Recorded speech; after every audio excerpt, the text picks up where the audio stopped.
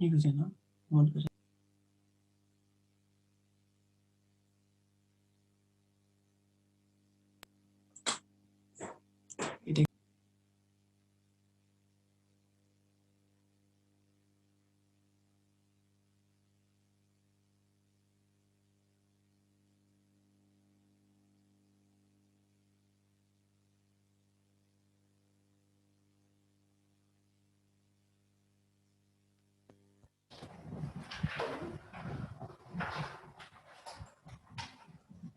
Hello, good morning sir. Good morning. अच्छा, इतने ही लोग फिजिक्स पढ़ते हैं क्या? नहीं, मैं तो 0 एक्सपेक्ट कर रहा था। चलो, थर्मोडायनेमिक्स स्टार्ट करते हैं।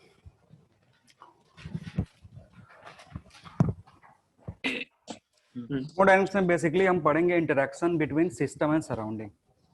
ठीक है, एक सिस्टम अपने सराउंडिंग से कैसे इंटरेक्ट करता है वो देखेंगे। तो इंटरेक्शन के बहुत सारे तरीके हो सकते हैं, अलग अलग प्रोसेसेस होते हैं इंटरेक्शन के। जैसे, अरे मास्क हटा के बोलो ना, उतना दूर बैठे तो फिर क्या है मास्क पहने, हक्का के बोलो जोर से, नहीं बोलोगे? चलो कोई ना। तो सबसे पहले सिस्टम की बात करते हैं। सिस्टम क्या होता है? सिस्टम क्या होता है?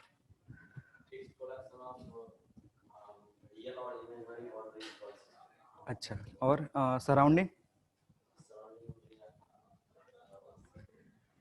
चलो मैं बताता हूँ। Anything which is under our consideration is called system. जो भी चीज जिस पे हम रीडिंग कर रहे हैं, ठीक है, कुछ भी हो सकता है। ये रूम भी एक सिस्टम हो सकता है, मैं एक सिस्टम हो सकता हूँ। और सिस्टम को छोड़ के बाकी सारी जितनी चीजें होती हैं उसको क्या बोलते हैं? सराउंडिंग बोलते हैं। सिस्टम पे बेसिकली हम क्या करते हैं? सिस्टम की रीडिंग लेते हैं। जैसे एक बॉडी है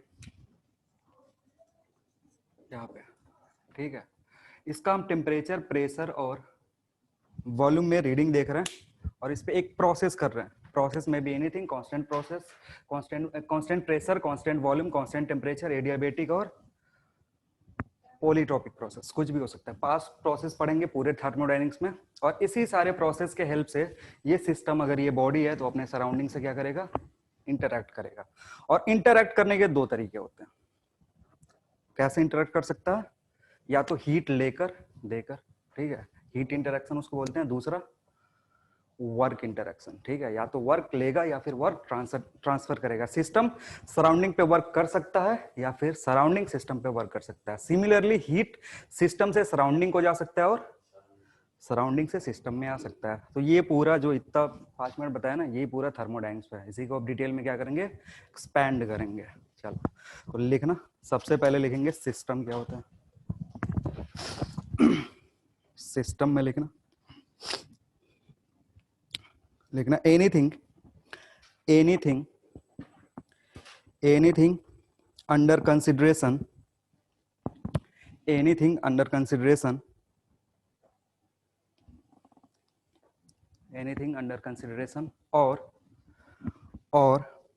the region in space, or the region in space, or the region in space over which our attention is focused,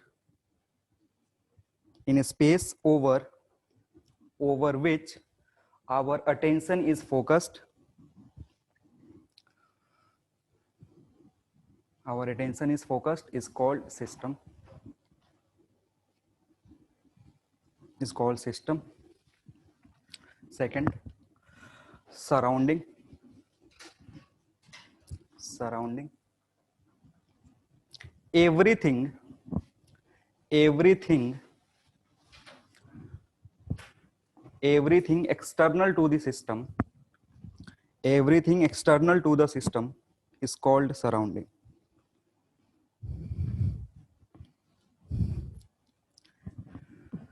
Everything external to the system is called surrounding. System को छोड़ के जितनी भी चीजें होंगी क्या करेंगे?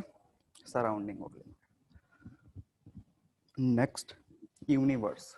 Next heading universe. Universe system along with surrounding is called universe. System along with surrounding is called universe.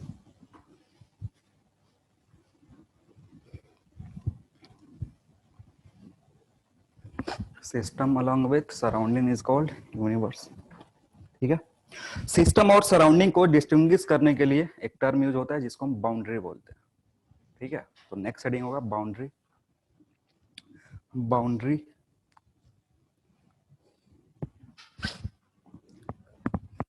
Boundary में लिखना है it separates system from its surrounding. It separates system from its surrounding.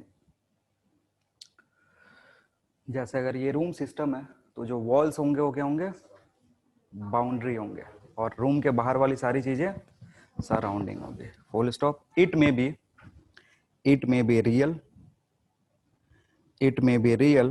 और imaginary.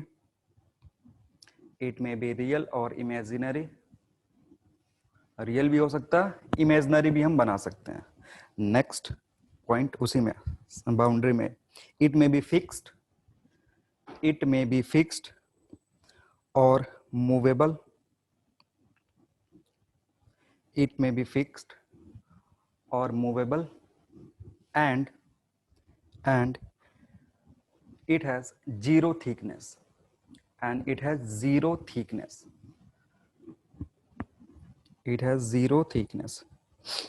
Thickness को neglect करते हैं. जैसे wall का thickness है उसको क्या करेंगे, नेग्लेक्ट करेंगे. तो इन सारी चीजों की जरूरत पड़ेगी. कहा गया मैं. नेक्स्ट लिखेंगे types of system. Types of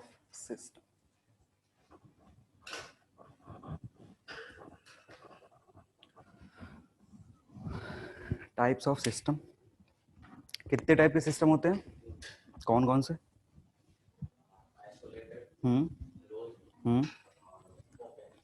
difference क्या होता है तीनों में?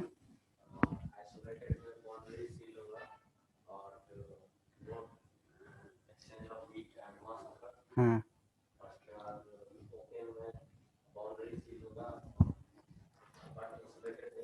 बाउंड्री सील का क्या मतलब है? चलो ठीक है, तो लिखो open. Number 2 closed system, and number 3 isolated system.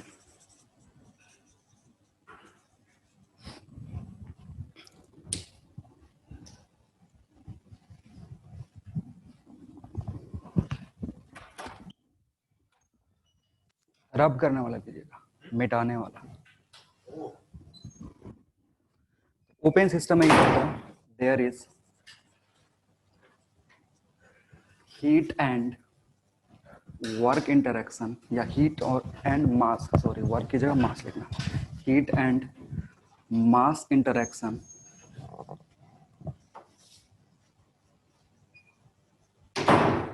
Between system and surrounding.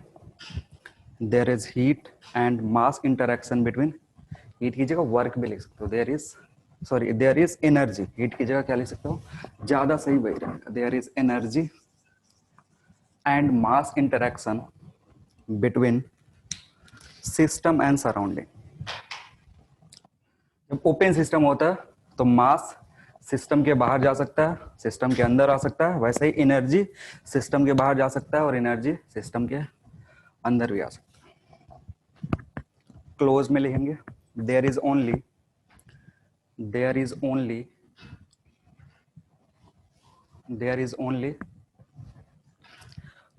energy interaction. There is only energy interaction between system and surrounding.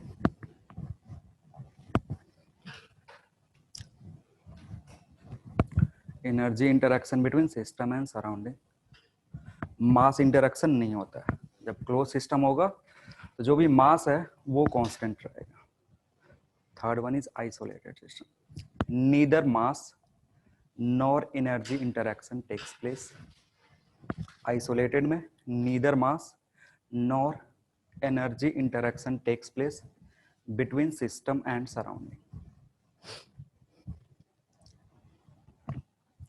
System और सराउंडिंग में ना तो एनर्जी इंटरेक्शन होगा ना तो मास इंटरेक्शन होगा।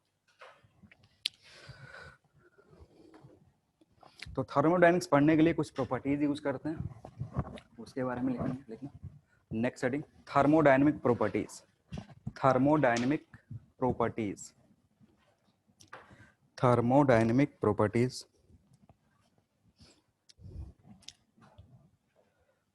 थर्मोडायनेमिक प्रॉपर्टीज लिखना। properties which are required, properties which are required to represent, properties which are required to represent characteristics of a system, properties which are required to represent characteristics of a system is called thermodynamic properties, या are called thermodynamic properties, are called thermodynamic properties. Examples: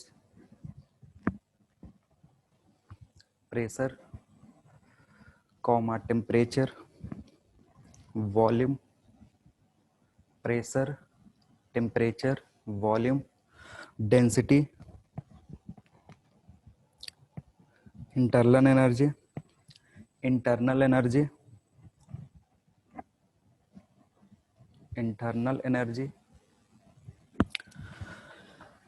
enthalpy, enthalpy, heat capacity, etc.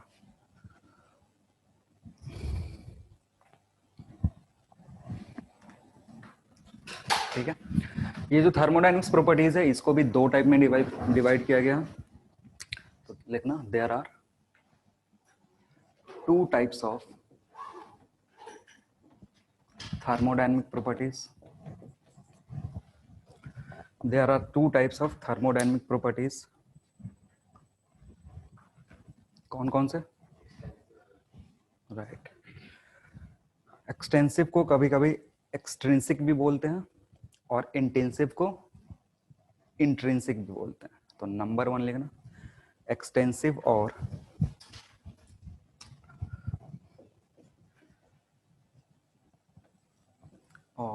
Extrinsic.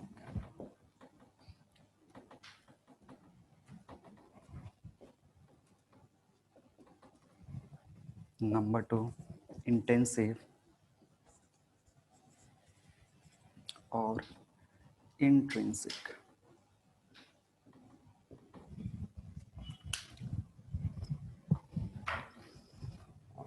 ठीक है, क्या होता है extensive property?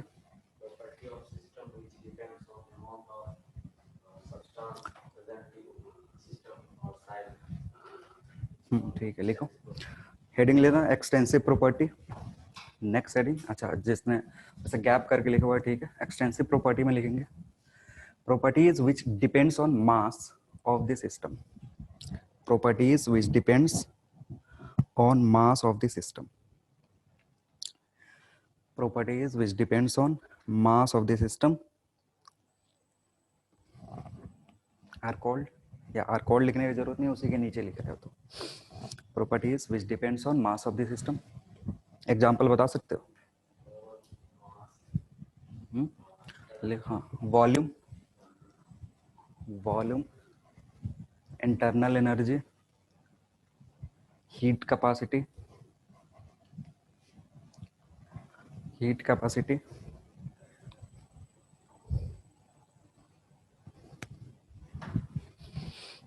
Etcetera.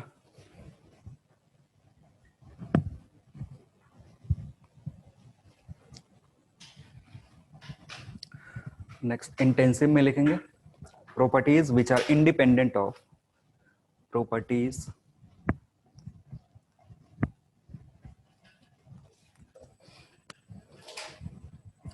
properties which are independent of mass of the system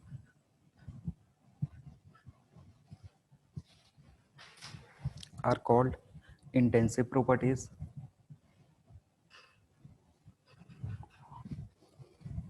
Examples?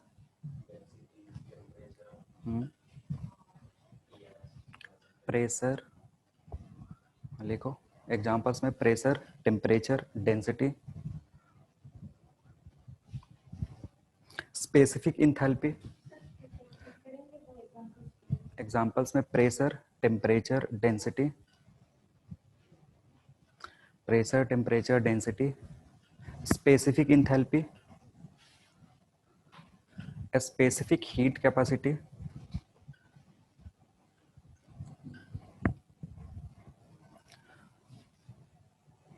Specific internal energy,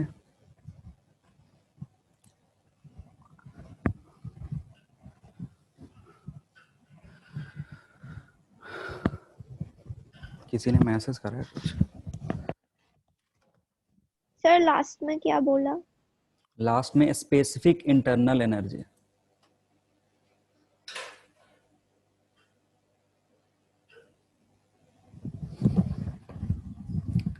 ठीक है, तो देखो जिस भी वर्ड के, जिस भी प्रॉपर्टी के पहले एक स्पेसिफिक लगा होगा ना, वो क्या है? इंटेंसिव है, क्योंकि ये स्पेसिफिक का मतलब है प्रॉपर्टी डिवाइडेड बाई मास। जब मास से डिवाइड ही कर दिए तो वो पर यूनिट मास हो गया, तो इंडिपेंडेंट ऑफ मास है वो।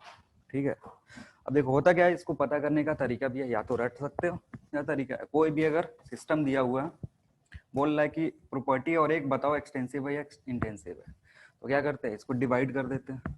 तो डिवाइड करोगे तो वॉल्यूम, अगर पूरा वॉल्यूम V है, इसका प्रेशर P है, टेम्परेचर T है, तो जब इसको डिवाइड करोगे तो इधर का वॉल्यूम V/2, इधर का वॉल्यूम V/2, प्रेशर चेंज होगा? नहीं चेंज होगा। डिवाइड करने से प्रेशर चेंज नहीं होगा, और साथ ही साथ टेम्परेचर भी चेंज नहीं होगा, P और T कांस्टेंट रहेगा। ठीक है, तो ये एक तरीका है पता करने का, वैसे याद कर सकते हो, 5-6 तो होते हैं, कभी कभी पूछ देता है एग्जाम में कि कौन से प्रॉपर्टीज एक्सटेंसिव है और कौन से इंटेंसिव है।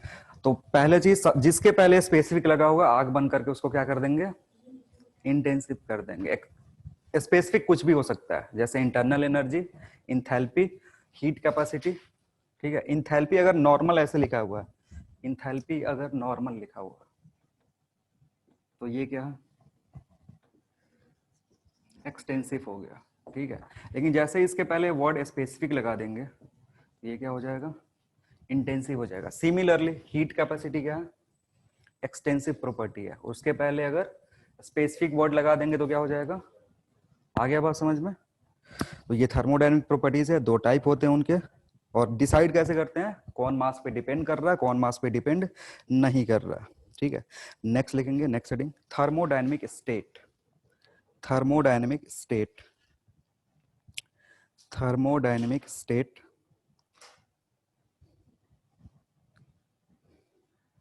थर्मोडायनेमिक स्टेट लिखना, it represent condition of the system, it represent condition of a system, condition of a system at a given point, at a given point, at a given point, comma, condition of a system is, condition of a system is represented by, condition of a system is represented by its thermodynamic properties. Condition of a system is represented by, is represented by its thermodynamic properties. अब देखो होता क्या है ना, कि बोलते हैं ऐसे सिस्टम वन स्टेट से दूसरे स्टेट पे गया, तो स्टेट जनरली होता क्या है ना, वो उसका कंडीशन रिप्रेजेंट करता है, और अगर कोई भी प्रॉपर्टी चेंज हुआ तो हम बोलते हैं कि सिस्टम का स्टेट चेंज हुआ। आ रही बात समझ में?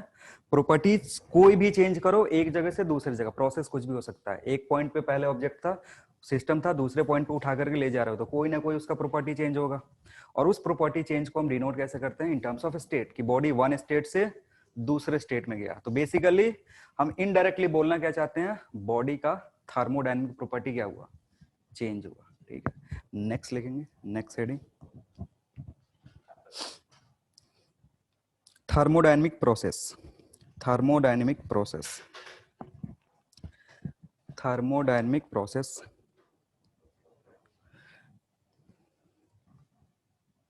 लिखना। It is defined as, it is defined as, थोड़ा फास्ट लिखो, थ्योरी थ्योरी चल रहा है। It is defined as the change in state. It is defined as the change in state of one system. Change in state of a system. Sorry, one नहीं, a system लिखना. It is defined as the change in state of a system from one equilibrium to another equilibrium condition. From one equilibrium to another equilibrium condition. Equilibrium का मतलब क्या होता है, एक ऐसा point जहां पे प्रॉपर्टीज फर्दर चेंज नहीं हो रही है। ठीक है ना, जैसे पॉइंट 1 से पॉइंट 2 तक ले जा रहे हैं बॉडी को, तो 1 पे क्या था ना, 1 पे जितनी भी इसकी प्रॉपर्टीज थी कांस्टेंट थी, 2 पे भी जितनी भी प्रॉपर्टीज है उसकी क्या है, कांस्टेंट है। जब इसको 1 से 2 पे ले जा रहे हैं ना, तब प्रॉपर्टीज चेंज होगी। जब 1 पे होगा तो जितनी भी प्रॉपर्टीज होंगी सारी की सारी क्या रहेंगी, कांस्टेंट। उसको क्या बोलेंगे, इक्विलिब्रियम बोलेंगे। वैसे 2 पे बॉडी है तो 2 पे क्या है, इक्विलिब्रियम है, सारी प्रॉपर्टीज कांस्टेंट। लेकिन बीच में जो प्रोसेस हो रहा है ना, उसके टाइम में कोई भी प्रॉपर्टी चेंज हो सकता है, 1 2 3 1 2 3 कोई भी। ठीक है, नेक्स्ट लिखेंगे types of thermodynamic processes. Types of thermodynamic processes, types of thermodynamic processes. Number 1, constant volume process. Constant volume process, constant volume process. इसका एक और नाम होता है, हाँ क्या क्या क्या, हाँ और उसी में और करके लिखना, और आइसोकोरिक प्रोसेस। हाँ, आइसोकोरिक प्रोसेस। तो ऐसे लिख बोला ही हुआ है कि क्या है, कौन सा प्रोसेस है ये, कांस्टेंट वॉल्यूम प्रोसेस। तो इसमें होगा क्या, during the process volume of the system will remain constant. ठीक है, तो लिख लो, during the process volume of the system will remain constant. Volume को छोड़ के बाकी सारी प्रॉपर्टी चेंज हो सकती है, हमें किस पे फोकस करना है, वॉल्यूम पे। अगर वॉल्यूम कांस्टेंट है उसको आइसोकोरिक प्रोसेस बोलेंगे।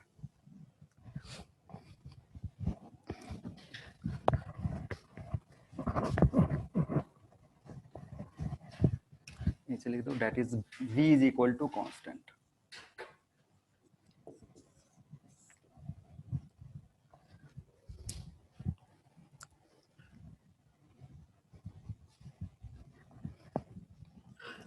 नंबर 2,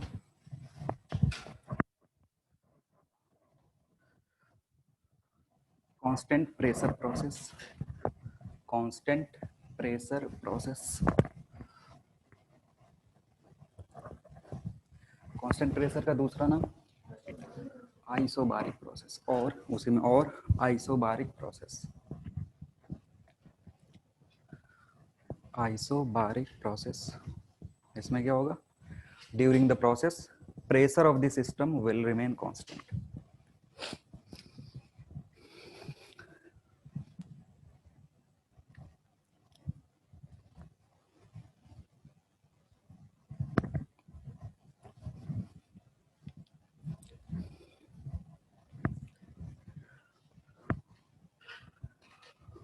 ठीक है, ड्यूरिंग द प्रोसेस क्या होगा, प्रेशर कांस्टेंट रहेगा, that is P equals to constant. जैसे ये लिखा हुआ है ना, वैसे लिख लो, P इक्वल्स टू कांस्टेंट।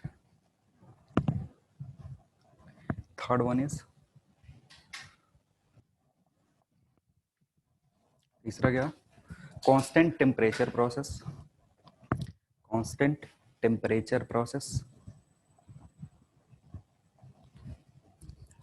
और दूसरा नाम इसका आइसोथर्मल और isothermal process.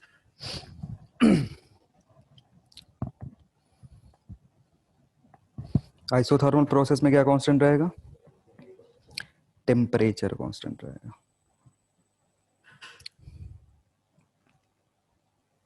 Temperature of the system remains constant during the process. Temperature of the system remains constant during the process.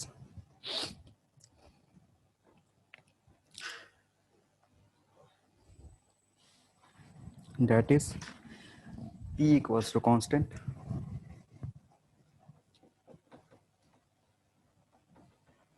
or P into V is equal to constant.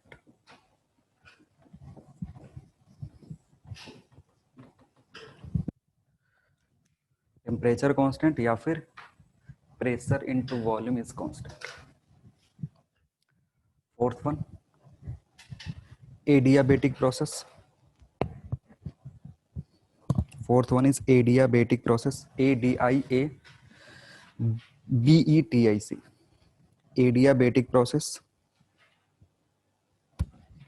लिखना, in this process there is no heat interaction between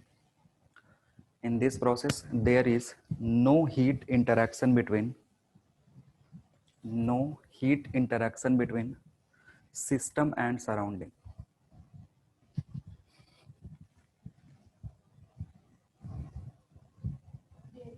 No heat interaction between system and surrounding.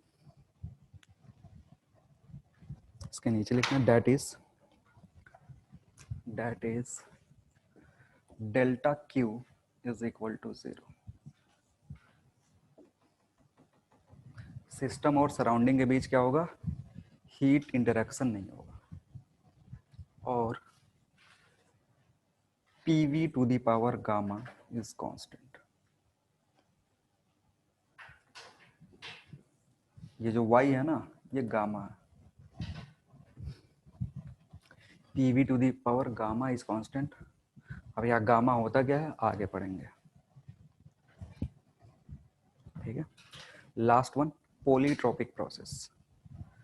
Polytropic process,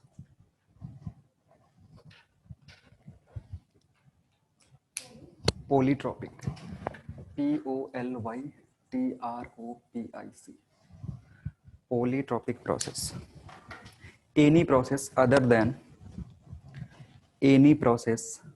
than above four processes. Any process other than above four processes is called polytropic process. ऊपर के चार को छोड़ के जो भी process होता है उसको क्या बोलते हैं? पॉलीट्रोपिक प्रोसेस बोलते हैं। लिखना, फॉर पॉलीट्रोपिक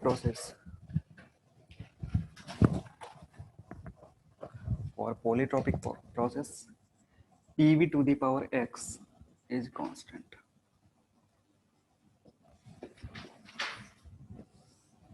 और जहां x को बोलते हैं पॉलीट्रोपिक इंडेक्स।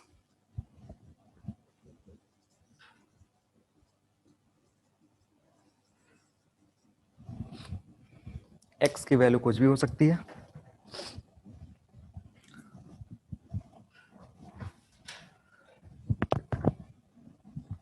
तो ये 5 तरीके के प्रोसेस है, इसी में हम देखेंगे। ये पूरा मतलब थर्मोडायनेमिक्स इसी 5 प्रोसेस पे घूमेगा गोल गोल। Next heading, reversible and irreversible process. Reversible and irreversible process.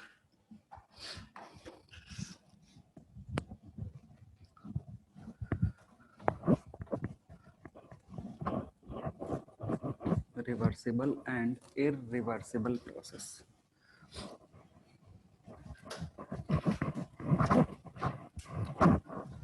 क्या होता है रिवर्सिबल प्रोसेस? देखो 1 से 2 पे जाना एक प्रोसेस है, 1 से अगर 2 पे जा रहे हो तो कोई ना कोई प्रोसेस फॉलो कर रहे होगे, ठीक है। अब होता क्या है, तुम्हारे पास ऐसा भी तो सिचुएशन है कि तुम 2 से 1 पे आ जाओ, आ सकते हो। अब होता क्या है कि अगर 2 से 1 पे आ रहे हो, 2 से 1 पे आ रहे हो तो स्टेट तुमने चेंज करा, फाइनली वहीं पे पहुंच गया, और सिस्टम और सराउंडिंग पे कोई लॉस नहीं हुआ। हरी बात समझ में, मतलब सिस्टम को अगर 1 से 2 पे ले गए, 2 से दोबारा 1 पे ले जा रहे हो ना, तो कोई अदर इफेक्ट प्रोड्यूस नहीं हुआ।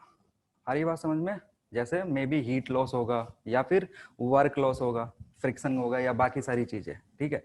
वो चीज अगर नहीं हो रहा है, मतलब 1 से 2 गए, 2 से जब 1 वापस आ रहे हैं ना, तो सराउंडिंग पे कोई एक्स्ट्रा इफोर्ट या कोई एक्स्ट्रा चेंज नहीं हो रहा, तो इसको क्या बोलते हैं, रिवर्सिबल प्रोसेस बोलते हैं। और अगर 1 से 2 तुम गए, ठीक है, जब वापस आ रहे थे तो क्या पता चला, सिस्टम पे इफेक्ट हुआ या फिर सराउंडिंग पे इफेक्ट हुआ। सिस्टम इफेक्ट होगा, उसके अकॉर्डिंग सराउंडिंग भी इफेक्ट होता है। तो ऐसे प्रोसेस को जब वापस तुम जा रहे हो ना, तो कुछ ना कुछ इफेक्ट हो रहा है, तो उसको क्या बोलेंगे, इरिवर्सिबल प्रोसेस बोलेंगे।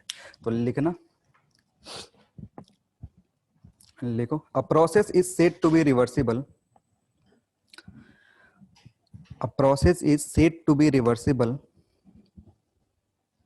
said to be reversible, in which a process is said to be, said, S-A-I-D, said to be reversible, in which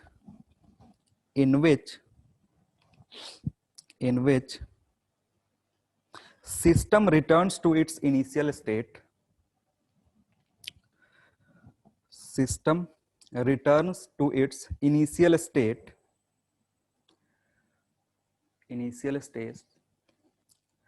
tracing same path,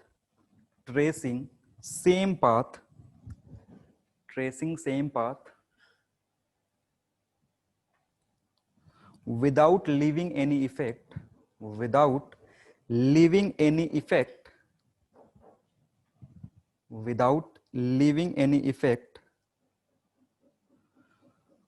on the surrounding, without leaving any effect on the surrounding, full stop। तो वही जो मैं explain कर रहा था कि क्या हो रहा है, सिस्टम को ले गया 1 से 2, वापस ला रहे हैं सेम पाथ से। सेम पाथ कहने का मतलब है ना, अगर कांस्टेंट वॉल्यूम से तुम 1 से 2 पे ले गए, तो वापस जब ला रहे होंगे तो किससे लाएंगे, कांस्टेंट वॉल्यूम से ही लाएंगे। ऐसा नहीं कि 1 से 2 गए किससे, कांस्टेंट वॉल्यूम से। जब वापस ला रहे थे तो किससे लाया, कांस्टेंट प्रेशर से। तो फिर पाथ सेम नहीं रहता है, पाथ अलग हो जाता है। सेम पाथ से अगर 1 से 2 गए, 2 से 1 आ रहे हैं और कोई इफेक्ट प्रोड्यूस नहीं हो रहा है, एक्स्ट्रा इफेक्ट नहीं प्रोड्यूस हो रहा है, ना तो लॉस हो रहा है ना तो गेन हो रहा है, तो इस प्रोसेस को क्या बोलेंगे, रिवर्सिबल प्रोसेस बोलेंगे। और अगर ऐसा नहीं होगा तो फिर उसको क्या बोलेंगे, इरिवर्सिबल। उसी में अदरवाइज, अरे वो अलग से नहीं लिखाने वाले थे इरिवर्सिबल, क्योंकि उसमें फिर क्या ही लिखोगे, यही वाले चीज को थोड़ा सा हटा देना पड़ेगा। Otherwise it is called irreversible process, otherwise it is called irreversible process.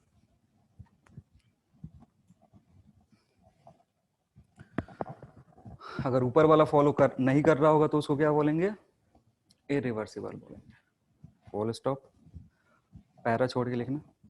Reversible process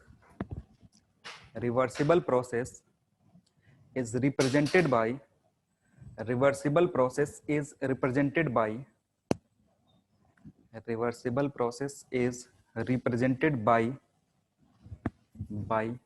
solid line,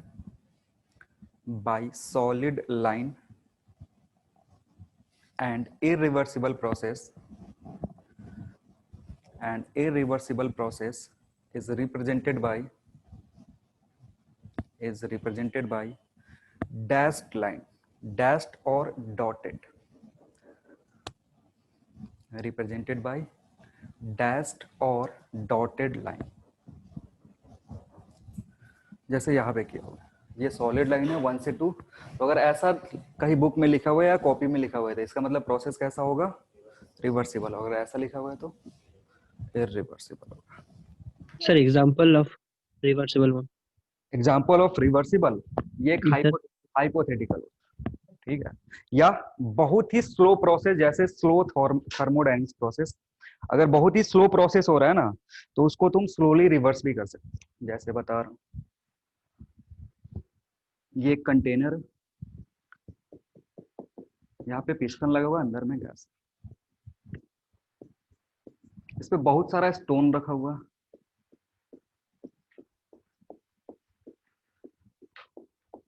ठीक है, एक एक कर को स्टोन को क्या कर रहे हैं, हटा रहे हैं। ठीक है, एक एक करके अगर स्टोन को हटाओगे तो ये ऊपर की तरफ जाएगा।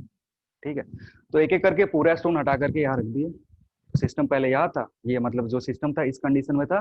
जब स्टोन पूरा हटा करके रख दोगे तो क्या हो जाएगा, कुछ स्टेट चेंज होगा, नया स्टेट आएगा। अब क्या करेंगे ना, बारी बारी से उठा करके धीरे धीरे सारे स्टोन फिर वापस क्या करेंगे, रखेंगे, तो ये अगेन इस स्टेज पे आ जाएगा।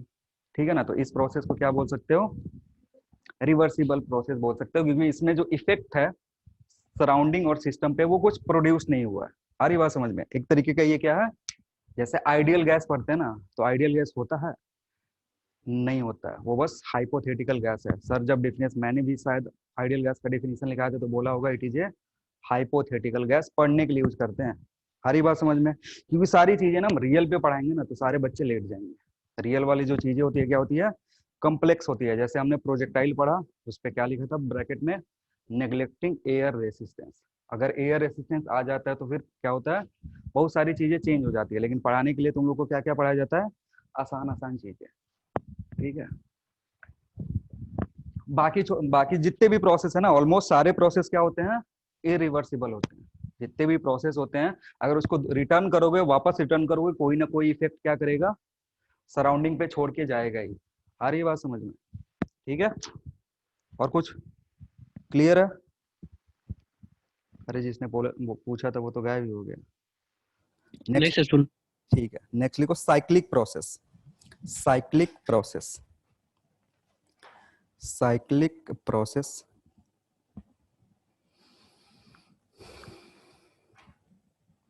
Cyclic process. साइक्लिक प्रोसेस क्या होता है कि भाई सिस्टम 1 पे था, 2 पे गया, फिर 2 से, अब ये जो साइक्लिक प्रोसेस है ना, इसमें वो वाली कंडीशन नहीं है कि सेम पाथ फॉलो होना चाहिए।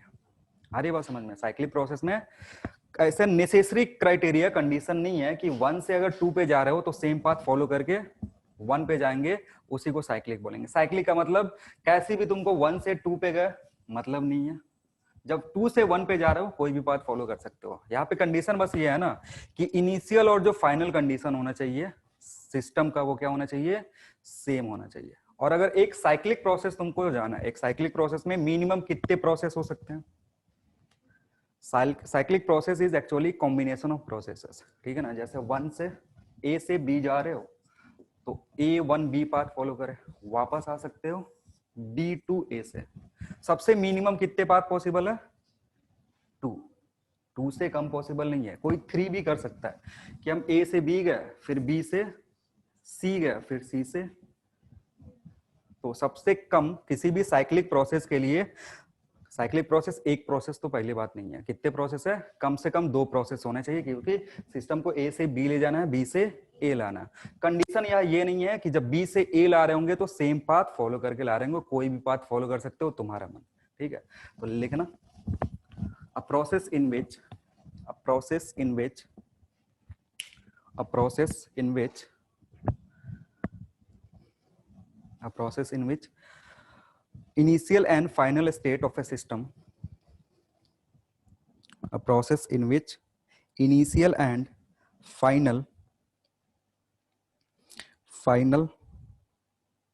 state of the system remains same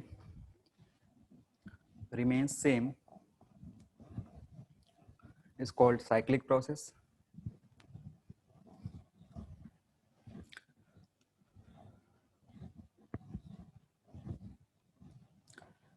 Minimum, ऐसे नीचे लिख दो, minimum 2 processes are required,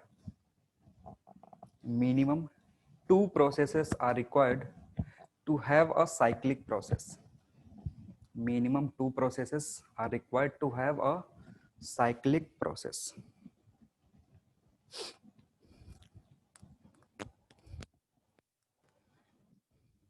ठीक है, कम से कम कितने होने चाहिए? 2 से आगे कुछ भी हो सकता है, 1 नहीं हो सकता, क्योंकि 1 फॉरवर्ड जाएगा हमेशा, 1 से 2 की तरफ जाएगा। वापस मोड़ने के लिए जैसे वेलोसिटी होता है ना, कि अगर आगे जा रहे हो रिटर्न होने के लिए क्या करना पड़ेगा, किसी ना किसी पॉइंट पे वेलोसिटी 0 करना पड़ेगा। वैसे ही सेम इधर भी है कि अगर चेंज करना चाहते हो 2 से 1 तो डायरेक्शन चेंज करना पड़ेगा ही पीछे जाने के लिए, और डायरेक्शन चेंज करोगे प्रोसेस चेंज हो जाएगा। 1 पे तो पहुंच जाओगे, लेकिन कोई अलग प्रोसेस, सेम प्रोसेस से भी आ सकते हो, उसको भी साइक्लिक बोलेंगे, लेकिन यहाँ पे वो कंडीशन नहीं है। 1 2 3 कोई भी पाथ फॉलो करो, कोई दिक्कत नहीं है। रिवर्सिबल साइक्लिक प्रोसेस, रिवर्सिबल पीछे जाने की जरूरत नहीं होती है। रिवर्सिबल में 1 से 2 पे गए, रुक गए, ठीक है ना। अब कंडीशन है ना कि जब 2 से 1 जाओगे तो कोई इफेक्ट अगर प्रोड्यूस नहीं हो रहा है तो उसको क्या बोलेंगे, रिवर्सिबल। रिवर्सिबल होने के लिए जरूरी नहीं कि साइकिल फॉलो करना है।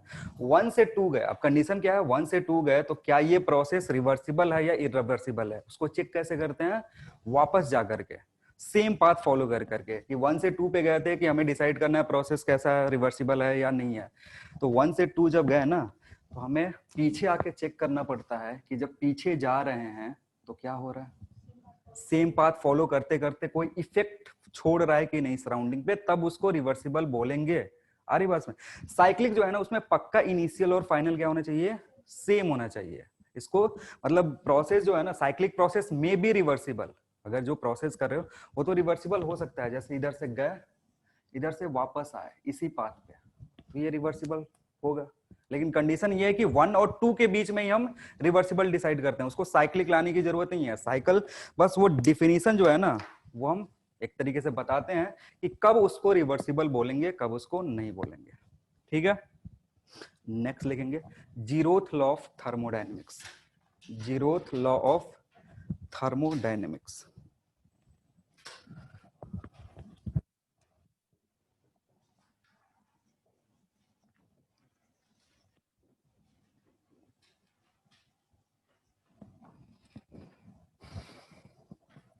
क्या होता है जीरोथ लॉ?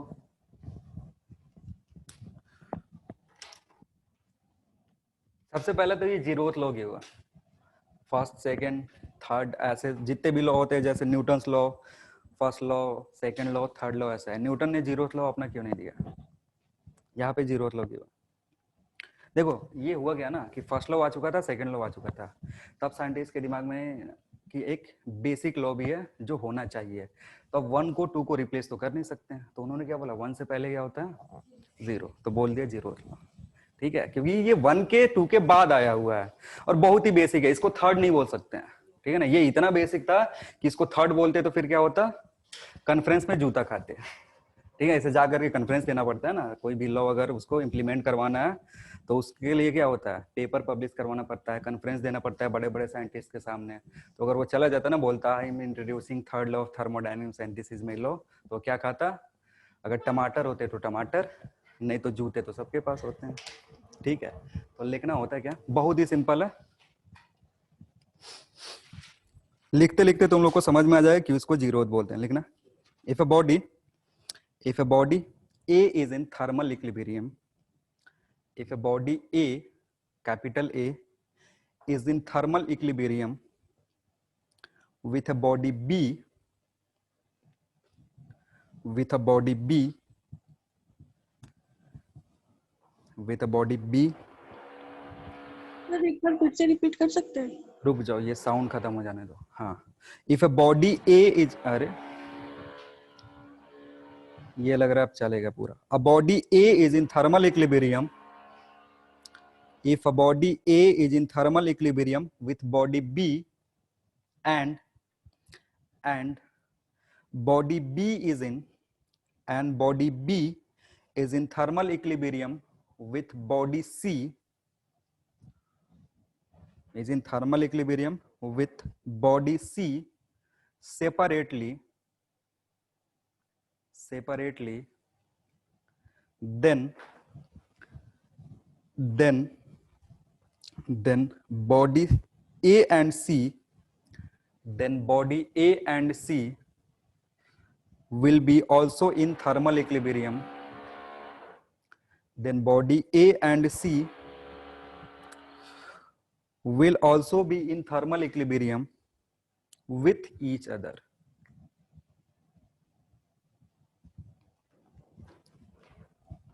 ठीक है, और थर्मल इक्विलिब्रियम का क्या मतलब हुआ?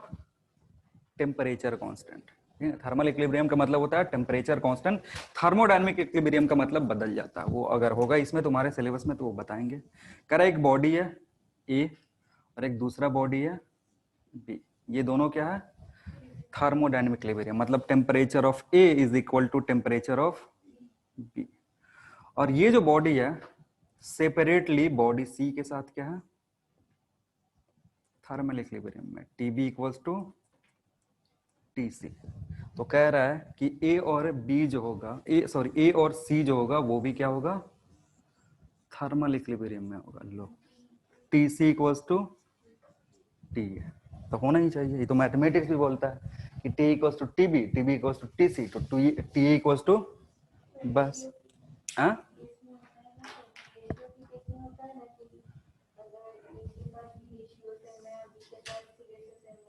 रेशियो नहीं है ना यार, थर्मोडायनेमिक इक्विलिब्रियम है। यहाँ पे क्या बोलना है? Thermodynamic equilibrium, thermal equilibrium. वो थर्मोडायनेमिक मैंने गलती से बोला, थर्मल इक्विलिब्रियम। थर्मल इक्विलिब्रियम का मतलब ही क्या होता है? टेम्परेचर सेम होगा, ठीक है ना।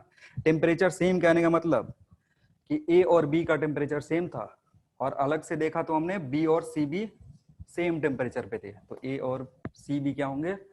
सेम टेम्परेचर पे होंगे, थर्मल इक्विलिब्रियम में होंगे। और इसका जरूरत क्यों पड़ा? इसका जरूरत क्यों पड़ा? ये जो बॉडी बी है ना, एक्चुअल में थर्मोमीटर है। बॉडी बी क्या है? थर्मोमीटर है। पहले इसको क्या करें? ए का टेम्परेचर चेक करें, तो ए का टेम्परेचर बताया। फिर हमने इससे सी का टेम्परेचर चेक करा, तो सी का टेम्परेचर बताया। तो पता चला ए का और सी का टेम्परेचर क्या है? सेम है। तो ए और सी क्या है? थर्मल इक्विलिब्रियम में है। ये अलग अलग जगह पे करा गया। ये कहाँ करा गया? इंडिया में। ये कहाँ करा गया? बांग्लादेश में। तो देखा गया कि बी और ए का रीडिंग सेम है, फिर हम लेके गए तो बी और सी का रीडिंग सेम था। तो ए और सी क्या है? थर्मल इक्विलिब्रियम में। पास लाने की जरूरत नहीं है, बांग्लादेश और इंडिया में बैठ के आदमी बता सकता है कि ए और सी क्या है? थर्मल इक्विलिब्रियम में है with the help of thermometer. तो ये जो जीरोथ लॉ है ना, इससे एक्चुअली हमने डिफाइन क्या करा था? थर्मोमीटर डिफाइन करा कि what is actually a thermometer. तो इसमें नीचे लिख देना, here body B acts as thermometer. कोई भी जो लॉ होता है ना, उसका कुछ कंक्लूजन होता है कि उसको पढ़ क्यों रहे हैं। तो जीरोथ लॉ का कंक्लूजन है कि जो बॉडी बी है, जो मेडियोकर के लिए काम कर रहा है, वो एक्ट एज ए थर्मोमीटर। ठीक है, नेक्स्ट हेडिंग लिखना, point function and path function. Point function and path function.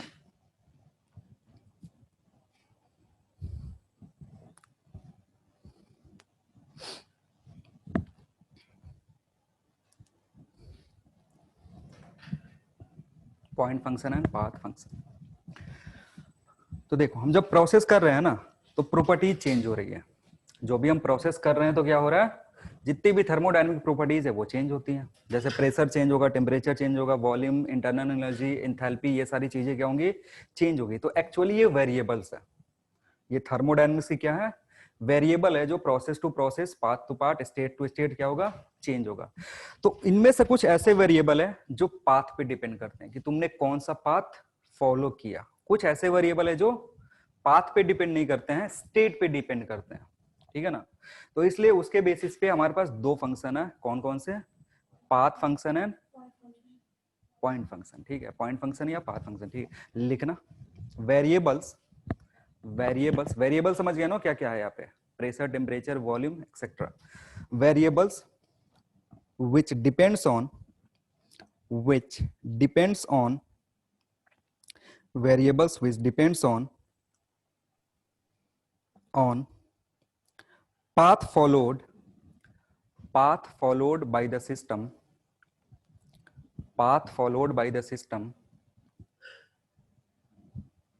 during a process, path followed by a system during a process are called path functions. are called path functions.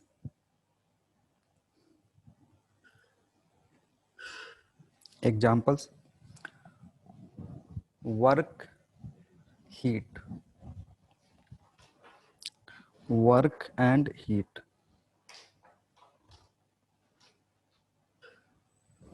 Next उसी में variables, मतलब para छोड़ के लिखे तो variables which do not depends on path followed, variables which do not depends on path followed by the system,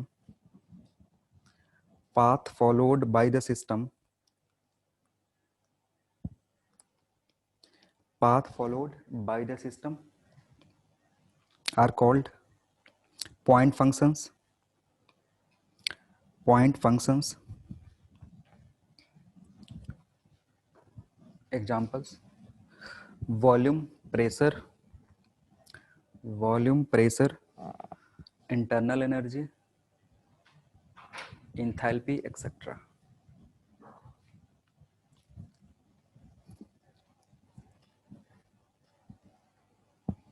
note में लिखना।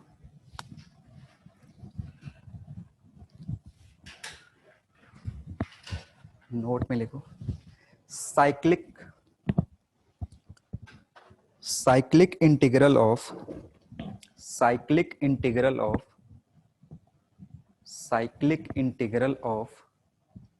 point function, cyclic integral of point function is 0.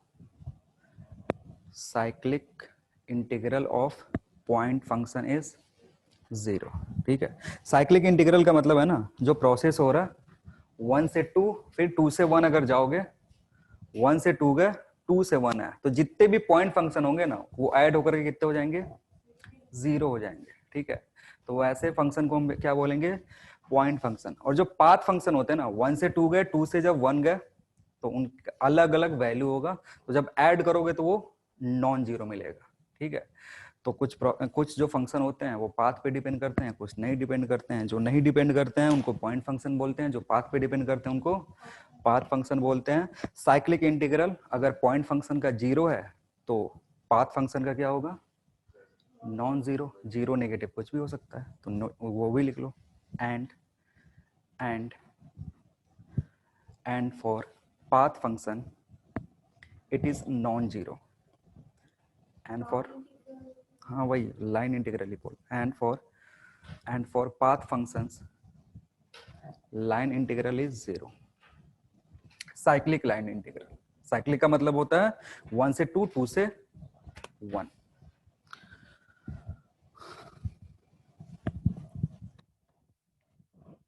Sir एक बार repeat कीजिए please. कौन सा, second वाला?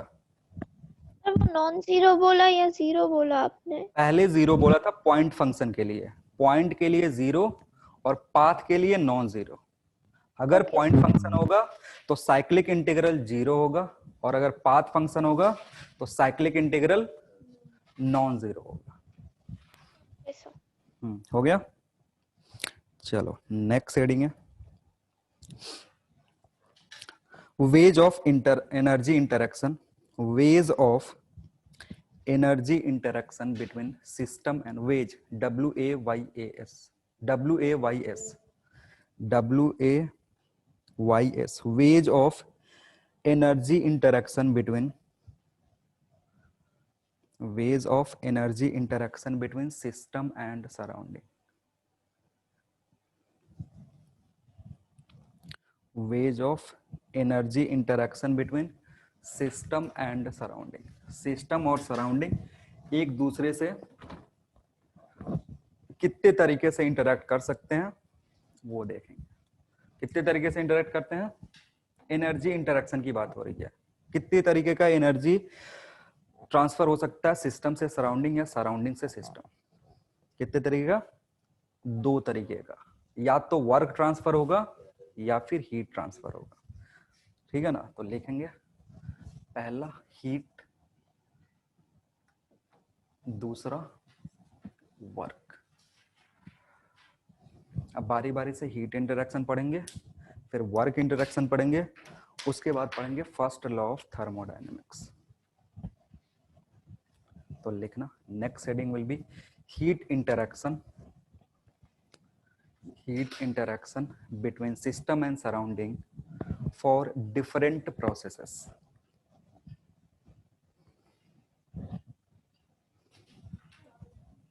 Work पढ़ेंगे बाद में, पहले हीट इंटरैक्शन। हाँ, हेडिंग है heat interaction between system and surrounding for different processes.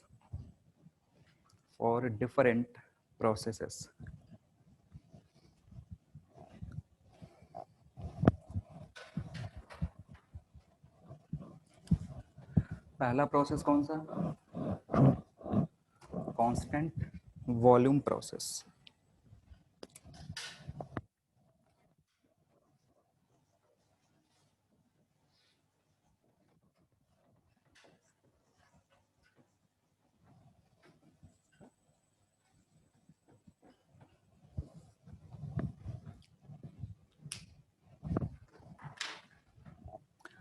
अगर वॉल्यूम कांस्टेंट होता तो जो हीट इंटरैक्शन होता Q that is given by NCV delta T।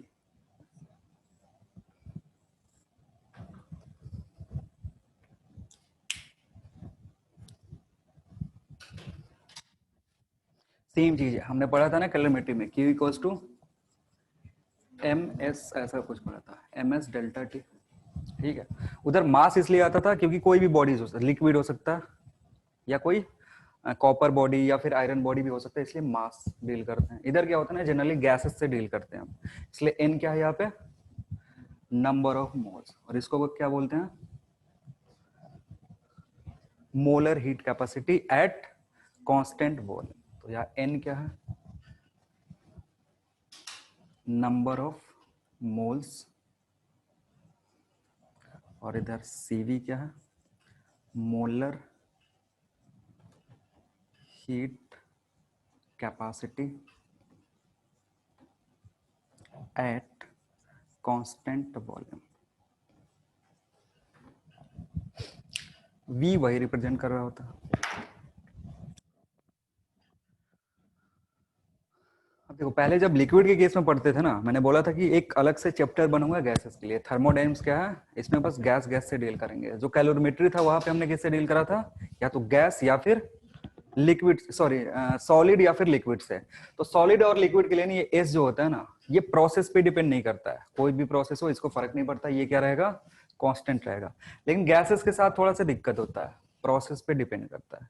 तो अगर प्रोसेस पे डिपेंड कर रहा है, इसलिए रिप्रेजेंट करने की जरूरत है कि कौन से प्रोसेस से जा रहे हैं। तो जब जिस प्रोसेस से जाओगे वो यहाँ लिखा हुआ है, वी मतलब वॉल्यूम कांस्टेंट रख रहे हैं। वैसे ही सेकंड वन क्या है? कांस्टेंट। या जो CV होगा, अगर तुमको याद है तो CV का वैल्यू मैंने बताया हुआ है थोड़ा सा, कि CV कितना होता है। CV याद करो, KTG का last topic, U equals to CB prove करा था मैंने। U की वैल्यू कितनी होती है? ऐसा कुछ टर्म आया था, T और N मल्टीप्लाइड था टोटल में, ऐसा कुछ आया था। ठीक है, तो ये जो टर्म है ना, ये एक्चुअली है क्या, उधर से ही इसलिए बताए थे ताकि ये टर्म हम डायरेक्टली यही यूज कर सके। तो लिख दो where CB is equal to, इसमें where CB is equal to FR/2। अब F क्या है? Degree of freedom. R क्या है? Universal gas constant. और 2 क्या है? नंबर।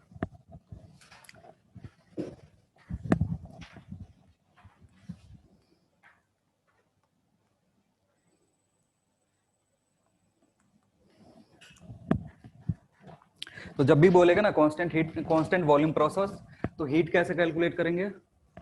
इस मेथड से, NCB डेल्टा T से। डेल्टा T क्या है? Temperature change. ठीक है। Number 2 constant pressure process.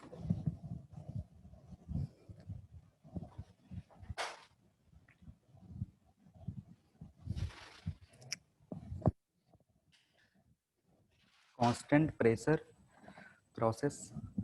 अब ये जो भी है ना चुपके से पी हो जाता है।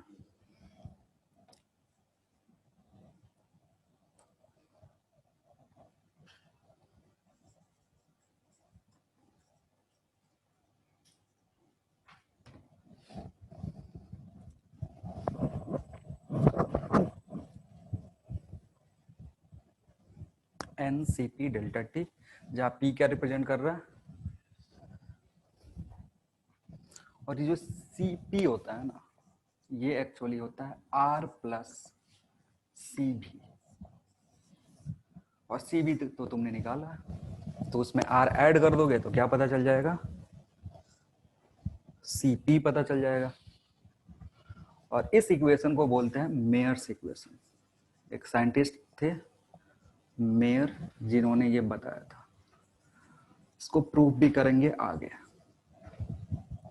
मेयर्स इक्वेशन ऐसे कभी कभी बोल देता है ना कि बताओ मेयर्स इक्वेशन क्या होता है, तो बच्चे सोचते हैं मास्टर ने तो बताया ही नहीं मेयर्स कौन थे, तो ये थे mayor.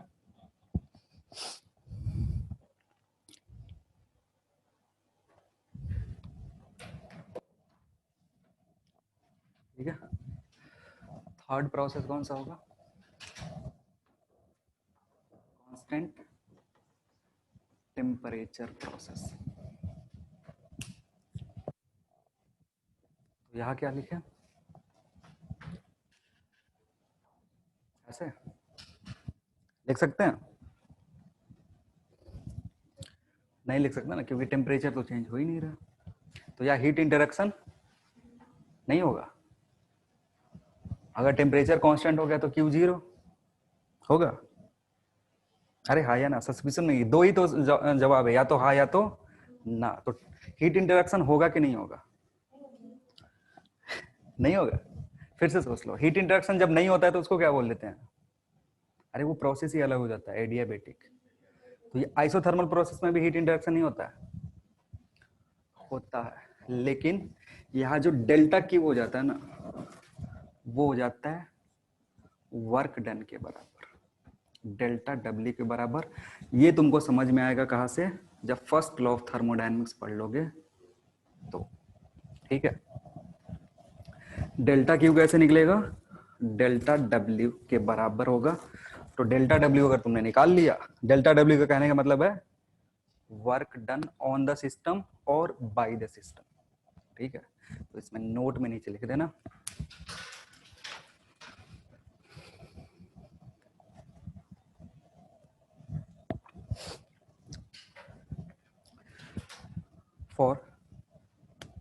for isothermal process, heat interaction between system and surrounding. For isothermal process, heat interaction between system and surrounding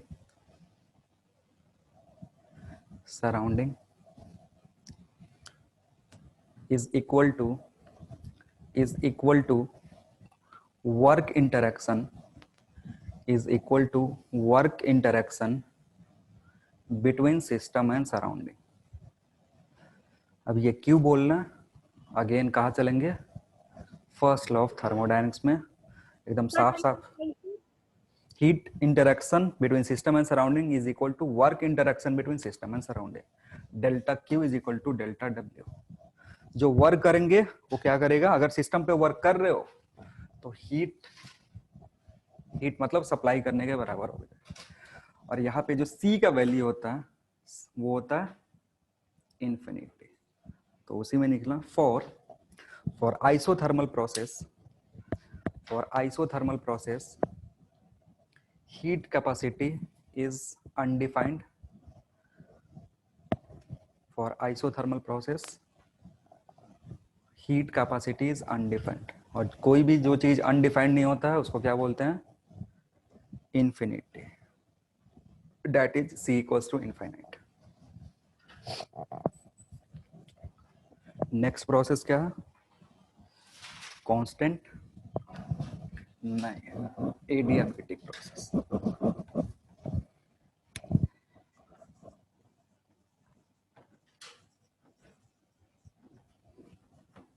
अब एडियाबैटिक प्रोसेस में हीट निकालने का जरूरत है ही नहीं, क्योंकि डेल्टा क्यू क्या हो जाता है, 0। इसका डेफिनेशन ही वही है, डेल्टा क्यू इक्वल्स टू 0। तो जब डेल्टा क्यू 0 तो यहाँ सी का वैल्यू कितना होता है, 0। तो यहाँ ना तो सी का टेंशन है और ना ही डेल्टा क्यू का टेंशन है। सी का टेंशन तो आइसोथर्मल प्रोसेस में भी नहीं है, वहाँ डेल्टा क्यू का टेंशन है जो कि हमें वर्क से निकालना पड़ता है। तो जब भी बोलेगा ना आइसोथर्मल प्रोसेस के लिए कि find heat interaction between system and surrounding, क्या निकाल दोगे, वर्क इंटरेक्शन, जो कि अभी तक बताया नहीं है, आगे बताएंगे। लास्ट क्या था, polytropic process. Fifth one is polytropic process.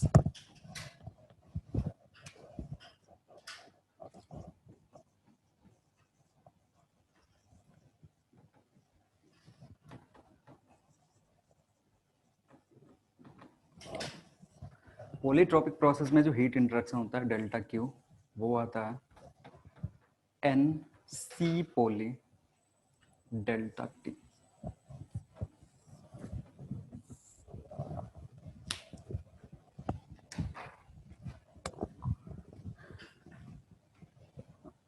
ठीक है, और ये जो सी पोली है ये डिपेंड करता है पॉलीट्रॉपिक इंडेक्स पे।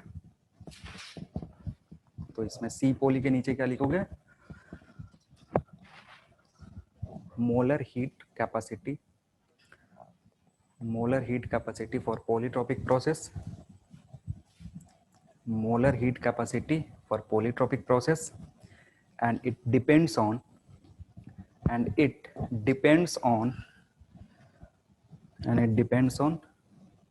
Polytropic index. जो x लिखा होता है ना, PV to the power x, उस x पे इसकी वैल्यू डिपेंड करेगी। और जैसे ही फर्स्ट लॉ पढ़ लेंगे, ये सारी चीजें जो डिपेंड आगे कर रहे हैं ये सब दिखने लगेगा कि सी पोली की वैल्यू कितना होगा, और वहां पे साफ साफ दिखेगा कि x पे डिपेंड कर रहा है। तो 5 प्रोसेस, 5 तरीके का हीट इंटरेक्शन। तो 2 तरीके का तो ऐसे ही गायब हो गया, कौन कौन सा, आइसोथर्मल और एडियाबैटिक गायब हो गया, उसमें तो कुछ करना ही नहीं है। बचा कौन सा, कांस्टेंट वॉल्यूम और कांस्टेंट प्रेशर, और थर्ड वाला पॉलीट्रॉपिक। तो पॉलीट्रॉपिक में तुम्हारे लिए लेवल का सवाल बनता ही नहीं है, ठीक है ना। ऐसे नहीं पूछेगा कि बताओ हीट इंटरेक्शन जब प्रोसेस क्या है, पॉलीट्रॉपिक है, तो तुमसे बनेगा कहाँ से सवाल, कांस्टेंट वॉल्यूम और कांस्टेंट प्रेशर से। बस नाम के 5 प्रोसेस है हीट इंटरेक्शन के लिए, एक्चुअली में है कितना तुम्हारे लिए, बस 2। चलो अब लिखेंगे नेक्स्ट हेडिंग, वर्क इंटरेक्शन।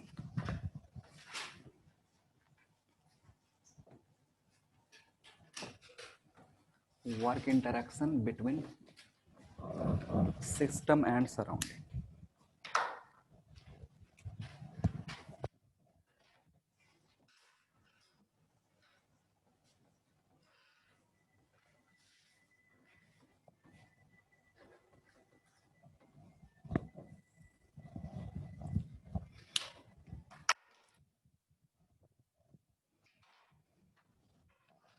देखो वर्क जो है ना, वर्क अगर किसी सिस्टम पे निकालना है तो सिस्टम जो होता है वो 2 तरीके का होता है, मैंने बताया था, ओपन सिस्टम, क्लोज सिस्टम। और तीसरा जो होता है उसमें तो वर्क इंटरेक्शन और हीट इंटरेक्शन हो गए नहीं, तो वर्क निकाल के क्या ही कर लोगे, ठीक है। तो अगर सिस्टम कैसा, क्लोज सिस्टम है, for closed system work is given as PdV from V1 to V2, या ऐसे अभी पहले इतना ही लिख के रखो। फॉर क्लोज सिस्टम वर्क ऐसे निकलता है, work is equal to PdV। ये आया कहाँ से अभी बताएंगे। क्लोज सिस्टम के लिए ये, ठीक है, ओपन सिस्टम के लिए अलग हो जाता है। अब तुम्हारे लिए फायदा ये है कि सिलेबस में, फिजिक्स के सिलेबस में थर्मोडायनेमिक्स में ओपन सिस्टम नहीं है, ठीक है ना। केमिस्ट्री में होगा तो केमिस्ट्री वाले सर क्या करेंगे, अच्छे से डिटेल में पढ़ाएंगे, क्योंकि फिजिक्स और केमिस्ट्री के थर्मोडायनेमिक्स के सिलेबस में बहुत ज्यादा डिफरेंस है। वो देखना, इंथैल्पी इंट्रोपी सब बताएंगे। हमारे लिए इंथैल्पी और इंट्रोपी है ही नहीं, होता तो पढ़ा देते लेकिन नहीं है, तो फिर हाँ केमिस्ट्री वाले सर पढ़ाएंगे। अब देखो ये आता कहाँ से, ये जो वर्क इंटरेक्शन है ये पीडीवी क्यों है, पढ़े होगा ये वाला चीज, पूछे हो कि क्यों ऐसा पीडीवी क्यों होता है, नहीं पूछे हो। चलो एक सिस्टम क्लोज है, ठीक है, यहाँ पे एक पिस्टन लगा हुआ, इसके अंदर गैस भरा हुआ। अब ये जो गैस है ना, इसका काम क्या है, इस पिस्टन के ऊपर प्रेशर लगाना। सिस्टम के ऊपर क्या करेगा, प्रेशर लगाएगा। तो ये प्रेशर लगाएगा ना, तो इसके चलते ये क्या होगा, ऊपर की तरफ मूव करेगा, ठीक है। तो ये जो फोर्स, ये जो प्रेशर है ना, ये एक्चुअली कन्वर्ट किस में हो सकता है, प्रेशर लगाना मतलब फोर्स लगाना। ये गैस इस पे क्या कर रहा है, और हमने पढ़ा था उधर कि वर्क डन होता क्या है, एफ डी एक्स। किधर पढ़ा था, वर्क एनर्जी पावर में, कि वर्क डन होता क्या है, work done by a body और ए सिस्टम और बाय अ फोर्स कितना होता है, एफ डी एक्स। अगर फोर्स वेरिएबल हो तो, कांस्टेंट होता तो एफ इंटू एस लिख देते। अब यहाँ पे हमें पता ही नहीं है कि प्रेशर कांस्टेंट है वेरिएबल है क्या है, डिपेंड करेगा किस पे, कौन सा प्रोसेस फॉलो कर रहे हैं। तो हम मान ले रहे हैं अभी के लिए प्रेशर क्या है, वेरिएबल है। तो ये प्रेशर जो है ना, ये एक्चुअली में क्या देगा, फोर्स देगा, और लिख सकते हो एफ बाई ए, जहाँ पे ए क्या है, ये जो पिस्टन ऊपर से रखा हुआ है उसका कुछ नीचे से क्रॉस सेक्शन एरिया होगा, तो उसका क्रॉस सेक्शन एरिया। तो एफ यहाँ से क्या लिख सकते हो, पी इंटू ए। तो चुपचाप यहाँ पुट कर दो, और अब बताओ ये क्या होगा, डीबी। तो बस काम खत्म, work is equal to PdV, जो यहाँ लिखा हुआ है। लेकिन कंडीशन क्या होना चाहिए, सिस्टम क्लोज्ड होना चाहिए। क्लोज सिस्टम का मतलब मास इंटरेक्शन नहीं होगा बिटवीन सिस्टम एंड सराउंडिंग। और ये है work done, work done by the system.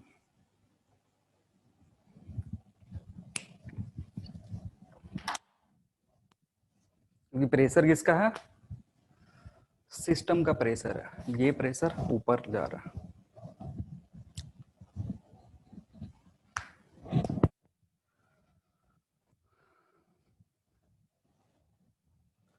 और अगर इसको ग्राफिकली रिप्रेजेंट करो तो ग्राफिकली क्या होगा, वर्क डन ग्राफिकली कैसे मिलेगा, एरिया अंडर, इंटीग्रेशन का ग्राफिकल मीनिंग क्या होता है, तुम लोग तो क्लास ही नहीं करे हो जब ग्राफिकल मीनिंग पढ़ा रहे थे। ये लोग जो क्लास करें वो बताएंगे ऑनलाइन वाले। इंटीग्रेशन का ग्राफिकल मतलब क्या होता है, जैसे अगर ऐसा दिया हुआ इंटीग्रेशन वाई डी एक्स, तो इसका ग्राफिकल मीनिंग क्या है, area under the graph, area under the graph, Y versus X graph. तो उसी तरीके से वर्क डन कैसे मिलेगा, एरिया अंडर पीवी कर, जिसको हम इंडिकेटर डायग्राम में बोलते हैं। क्या बोलते हैं, इंडिकेटर डायग्राम। तो नीचे लिखना ग्राफिकली, ग्राफिकली, ग्राफिकली। जब इतना लिख लिए हो तो फोटो भी बना लो, बना लिया उतना छोटा फोटो, अरे यार उसको तो फिर मैग्नीफाइंग ग्लास लगेगा देखने के लिए। हाँ क्या बोल रहे थे, graphically work done, work done, work done during a process, work done during a process can be given by, can be given by area under, area under PV graph, area under PV graph on V axis, on V axis। इसका मतलब समझाते हैं, on we axis का क्या मतलब है।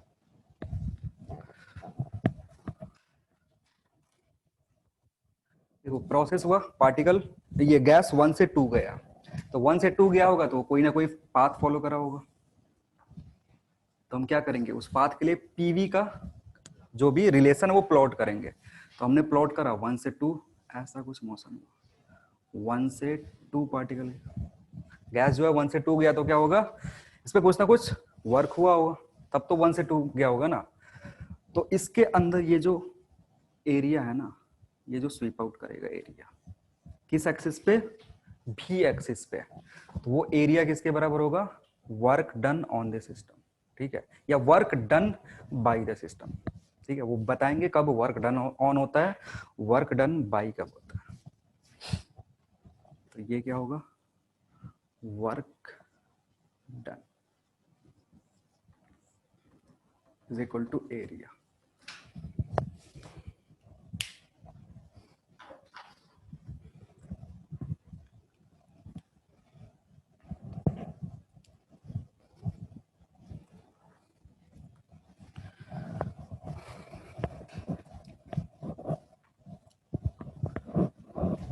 अब on the भी एक्सिस बोलने का क्या मतलब था ना, क्योंकि इसमें थोड़ा सा दिक्कत होता है, क्योंकि अगर प्रोसेस ओपन हो जाता है ना, मतलब जो ओपन सिस्टम होगा, ओपन सिस्टम में अगर ग्राफ ये सही आया इस तरीके का 1 2 गए, ओपन सिस्टम का जब वर्क डन निकालते हैं तो एरिया ये वाला लेते हैं।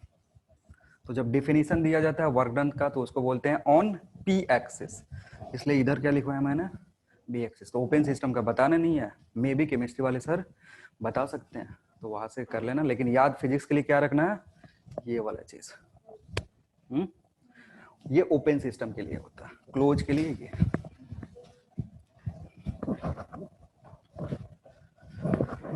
तो अगर ग्राफिकल दिया होगा तो ग्राफिकली निकाल सकते हो, और नहीं तो प्रेशर दिया होगा, वॉल्यूम का रिलेशन दिया होगा, तो उससे हम इंटीग्रली उसको सॉल्व करके कैलकुलेट कर सकते हैं। अब यहाँ से हमारा काम आता है अलग अलग प्रोसेस के लिए। कितना टाइम हो गया, अभी तो आधा घंटा बचा, चैप्टर ना खत्म हो जाए आज, एक ही तो क्लास है, फिर इसके बाद क्या ही करोगे। तो लिखना work done for work done for work done for constant volume process. और वो वाली चीज मैं बार बार नहीं लिखाऊंगा कि ओपन सिस्टम है या क्या क्लोज सिस्टम है, क्योंकि हम किसके लिए पढ़ेंगे, क्लोज सिस्टम के लिए। तो इधर के लिए ओपन का दरवाजा बंद ही है।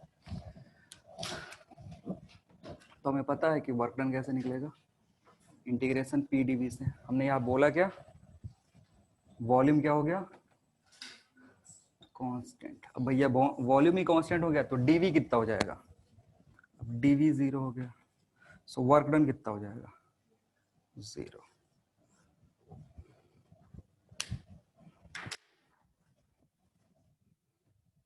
मतलब अगर प्रोसेस कैसा है, कांस्टेंट वॉल्यूम है, तो क्या होगा,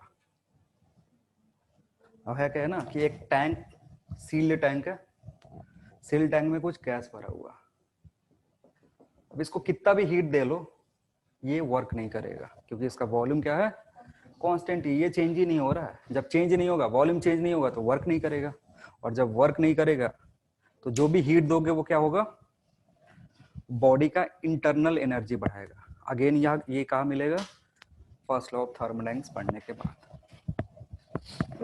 चलो दूसरा लिखो, constant pressure process, constant pressure process.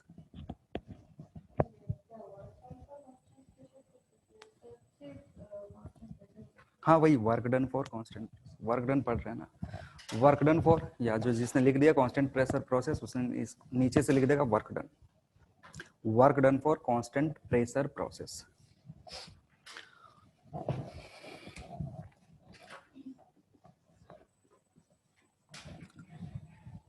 अब देखो प्रेशर कांस्टेंट हो गया, इंटीग्रेशन से चुपचाप बाहर आ जाएगा।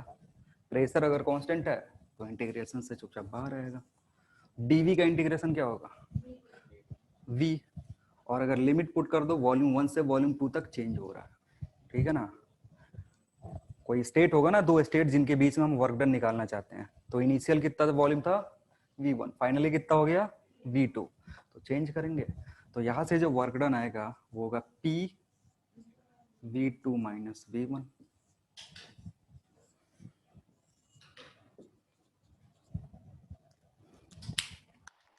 प्रेशर कांस्टेंट बाहर, V2 minus V1।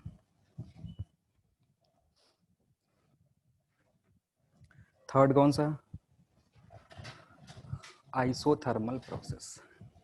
Isothermal process, work done for isothermal process.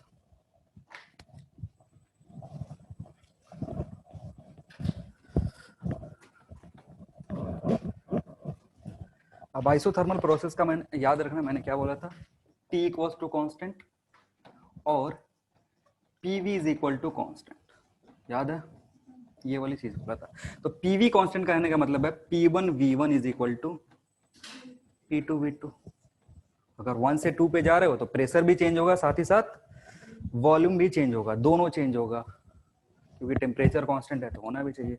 तो यहाँ जब वर्क डन निकालोगे तो इसका जरूरत आएगा, क्योंकि यहाँ से प्रेशर बाहर आ नहीं सकता। तो वर्क डन अगर निकालोगे, वर्क डन है क्या हमारे पास? PdV, ठीक है। अब P जो है ना वो चेंज हो रहा है, तो इसको बाहर ले नहीं सकते। तो P को क्या करेंगे? इंटीग्रेशन किसके टर्म में है? dV के टर्म में। तो काम करेंगे, इसको कन्वर्ट करने की कोशिश करेंगे किसमें? V में। तो V में अगर कन्वर्ट करोगे फ्रॉम, हाँ, PV is equal to nRT, तो P कितना हो जाएगा? nRT by, sorry, V। और ये भैया ये है क्या? ये कांस्टेंट है, तो C बाई V लिख सकते हैं। nRT क्या है? ना तो N चेंज हो रहा है, ना तो R चेंज हो रहा है, ना तो T चेंज हो रहा है। N क्यों नहीं चेंज हो रहा? N कांस्टेंट क्यों है? क्लोज्ड सिस्टम कैसा है? क्लोज्ड है। अगर ओपन रहता तो N चेंज होता। तो यहाँ क्या लिख सकते हो? So W is equal to integration किसका? C by V dV। और अगर वॉल्यूम चेंज हो रहा है V1 से V2, तो अगेन लिमिट पुट करोगे V1 से V2 का। और dV बाई V का इंटीग्रेशन क्या होता है? लॉग या नेचुरल लॉग, दोनों में आसमान जमीन का अंतर होता है। लॉग और नेचुरल लॉग में नेचुरल लॉग होता है। जब भी इंटीग्रेशन वाली टर्म बोलेंगे ना तो क्या बोलेंगे? Natural log. और इसका क्या मतलब है? इसका बेस 10 होता है और इसका बेस ये होता है। तो जब इंटीग्रेशन के बाद जो लॉग लॉग बोलते हो ना, वो गलत चीज है। तो यहां से कैलकुलेट करोगे तो कितना होगा? C into natural log V, limit कहां से कहां तक? V1 से V2 तक।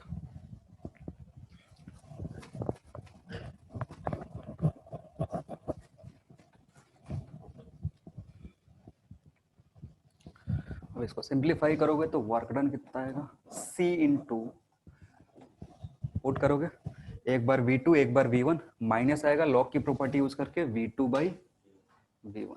लॉग का प्रॉपर्टी याद है ना, ऐसे होता है। अगर लॉग V2 माइनस ऐसा दिया हुआ तो कितना हो जाएगा? Natural log of V2 by V1। ये नेचुरल लॉग की प्रॉपर्टी है, लॉग की प्रॉपर्टी है। बेस कुछ भी हो फर्क नहीं पड़ता है, ये प्रॉपर्टी है, ठीक है। अगर वॉल्यूम दिया हुआ है तो वॉल्यूम के टर्म में लिखेंगे, और अगर प्रेशर दिया हुआ है तो प्रेशर के भी टर्म में लिख सकते हो। प्रेशर के टर्म में लिखोगे तो ये हो जाएगा P1 बाई P2। कैसे? क्योंकि तुम्हें पता है P1 V1 equals to P2 V2, तो V2 बाई V1 किसके बराबर है? P1 बाई P2 के बराबर। तो इसको रिप्लेस कर देंगे, ये हो जाएगा। एंड यहाँ पे where C is equal to nRT और P1 V1 या फिर P2 V2।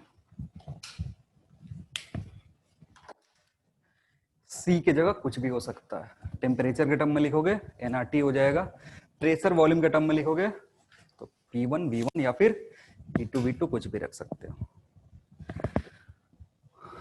ठीक है। और अगर याद होगा तो मैंने बोला था कि जो हीट इंटरेक्शन होता है फॉर आइसोथर्मल प्रोसेस वो वर्क इंटरेक्शन के बराबर होता है। तो अगर हीट भी पूछ रहे हैं तो यही फॉर्मूला यूज कर देंगे। अगर सवाल में पूछ रहा है कि बताओ heat interaction between system and surrounding when process is isothermal, ये यूज करेंगे, ठीक है ना, क्योंकि उसके लिए स्पेशल कोई फॉर्मूला नहीं है जिससे हम हीट इंटरेक्शन क्या करें, कैलकुलेट कर सकें। तो नोट में नीचे लिख low heat interaction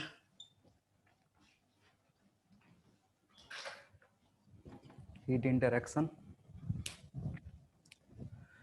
for isothermal process can be calculated using this formula.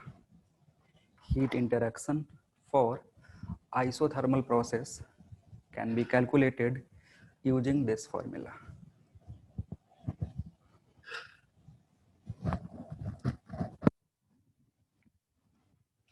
इस फॉर्मूला का यूज करोगे क्या कर सकते हो, हीट इंटरेक्शन आइसोथर्मल प्रोसेस के लिए कैलकुलेट कर सकते हो.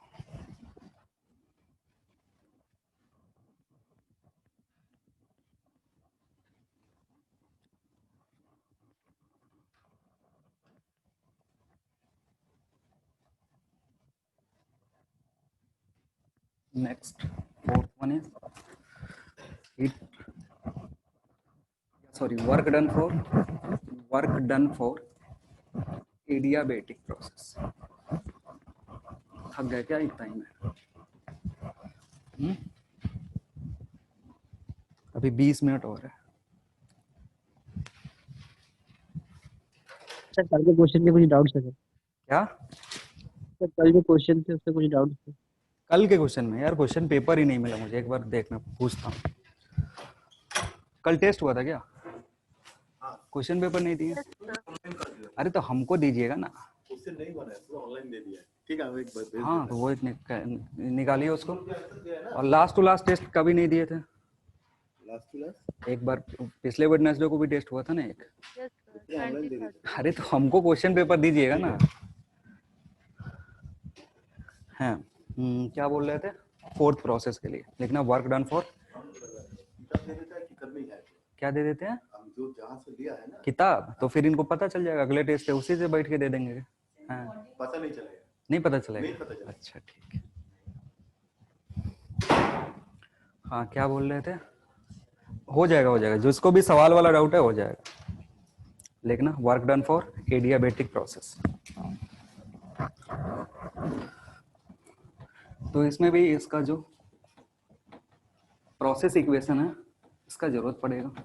प्रोसेस इक्वेशन क्या है?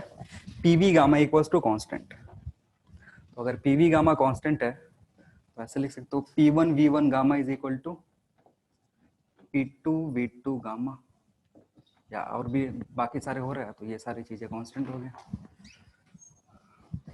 हाँ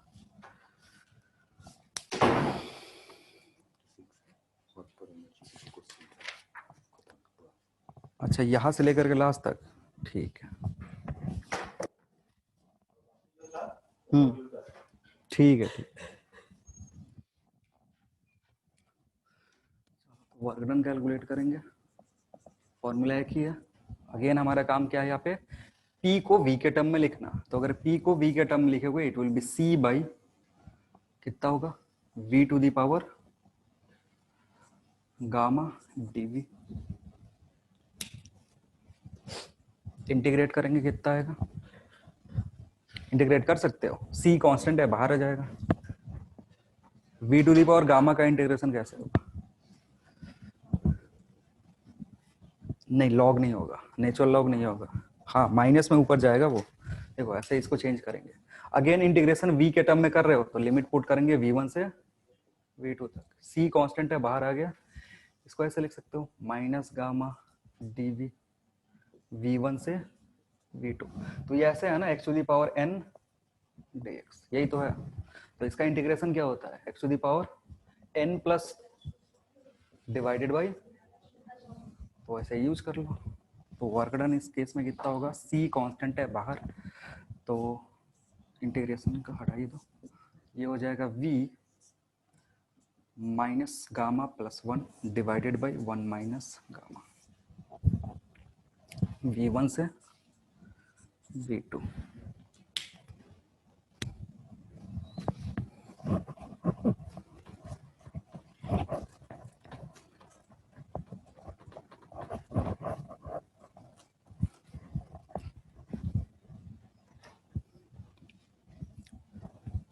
ठीक है. और C कितने के बराबर होता है? C PV के बराबर होता है तो इसको अंदर कर सकते हो. तो C PV के बराबर है ना तो इसको लिखोगे ऐसे PV gamma into V minus gamma plus 1 divided by, अब पीवी अंदर आ गया तो यहाँ P1 कॉमा V1 से P2 कॉमा V2 दोनों का लिमिट रखेंगे। ये चीज डाइजेस्ट हुआ कि नहीं? सी को क्या करें हैं? ये इसके अंदर इंटीग्रेशन के अंदर मतलब लिमिट के अंदर रख दिए हैं। तो ये जो सी है ना एक्चुअली में क्या रख रहा है अपने पास? प्रेशर को भी लेके साथ चल रहा है। तो जब लिमिट पुट करेंगे तो पी वाला भी लिमिट पुट करना पड़ेगा। तो प्रेशर P1 से P2 जा रहा है, वॉल्यूम V1 से V2 जा रहा है, उसको यहाँ पुट करेंगे। इसको थोड़ा सा और सिंप्लीफाई करोगे तो मल्टीप्लीकेशन होकर के क्या होगा? गामा गामा कैंसिल आउट हो जाएगा, तो बचेगा क्या? PV1 minus gamma P1 comma V1 से P2 कॉमा V2 तक जा रहा है। अब सिंप्लीफाई करोगे तो वर्क डन किसके बराबर होगा? P2 V2 minus P1 V1 divided by 1 minus gamma के बराबर।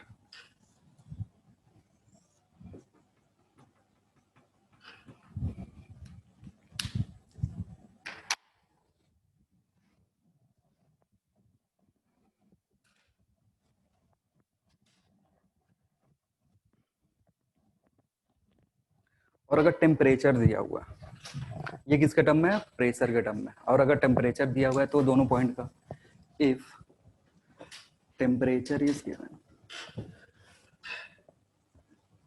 Work done is equal to NR T2 minus T1 divided by 1 minus gamma.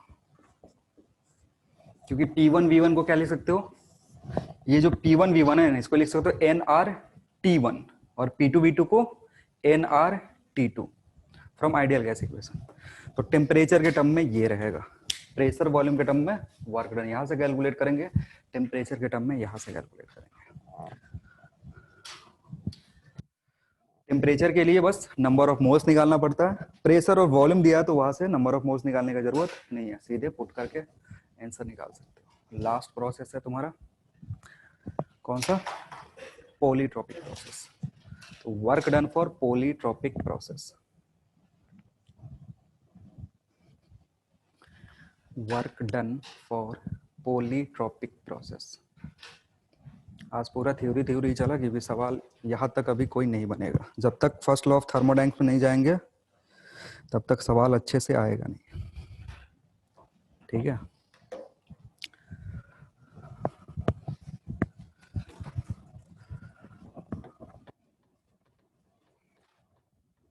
देखो इसके लिए ना डायरेक्ट लिख सकते हो, क्योंकि एक्चुअली है क्या, पहले हमने क्या करा था, इसका पढ़ा था पीवी गामा कांस्टेंट का।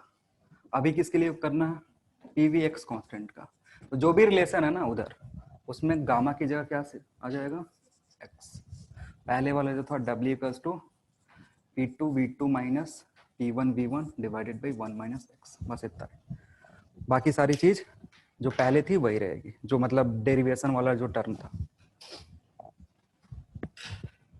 यहाँ 1 है, दिख नहीं रहा है।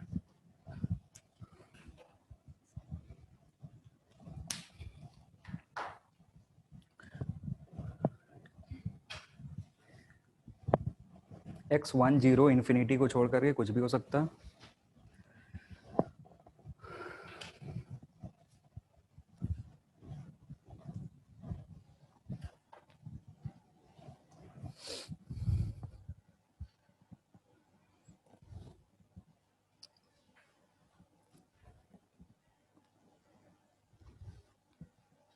हो गया, चलो नेक्स्ट लिखेंगे। Next heading specific heat for gases. Specific heat for gases, specific heat for gases.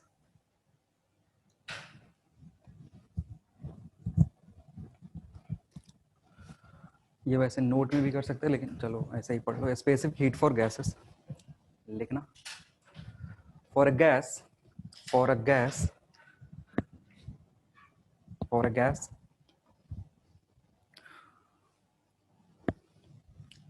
for a gas there may be infinite number of, for a gas there may be infinite number of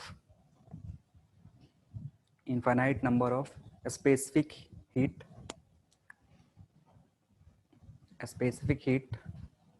because for gases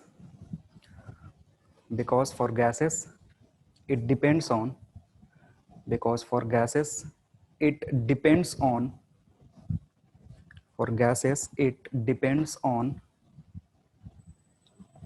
processes. It depends on processes followed.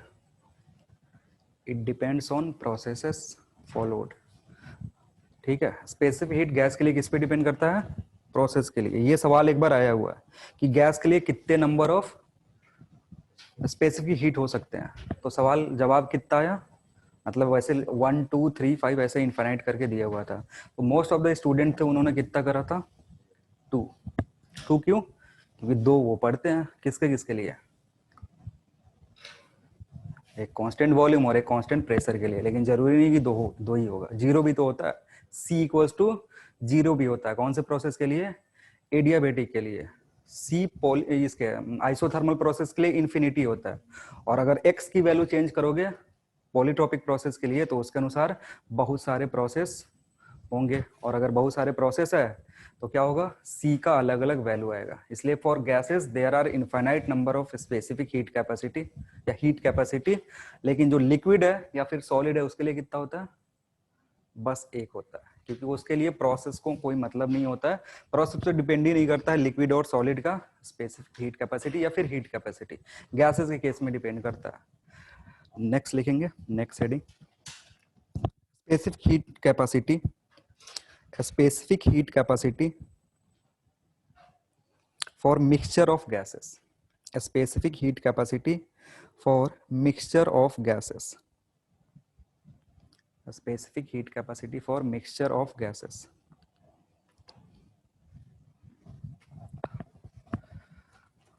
अगर बहुत सारे gases mix करके रखे हुए हैं, उस पे work done हो रहा है, ठीक है ना, तो अब कांस्टेंट वॉल्यूम से प्रोसेस होगा। मिक्सचर ऑफ गैसेस पे तुम्हें सीवी की जरूरत पड़ेगी।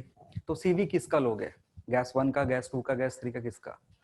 कॉम्बिनेशन से कैलकुलेट करेंगे कि मिक्सचर का सीवी कितना होगा, या सीपी अगर कांस्टेंट प्रोसेस है तो सीपी कितना होगा, या सी पॉली कितना होगा। ठीक है, तो लिखेंगे for constant volume process for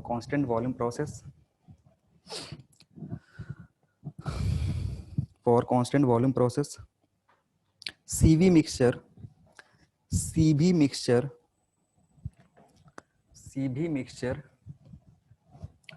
for a gas, CV mixture for a mixture, sorry, CV mix ऐसे,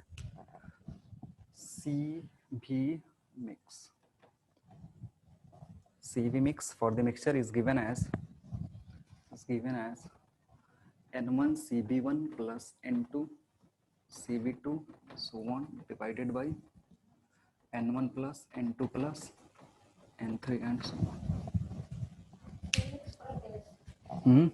For mixture, CBX for mixture is given as CV mix is equal to N1 N CV1 plus N2 CV2 plus and so on divided by total number of moles, जहाँ N1 N2 N3 को add करेंगे। ये किसके लिए? Gas 1 के लिए, gas 2 के लिए। N1 क्या है? गैस 1 कितना मोल्स है, N2 गैस 2 कितना मोल्स है। वैसे ही for constant process, for constant pressure process,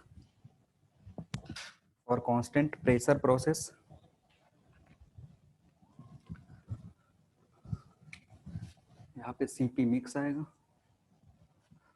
सब जगह P हो जाएगा।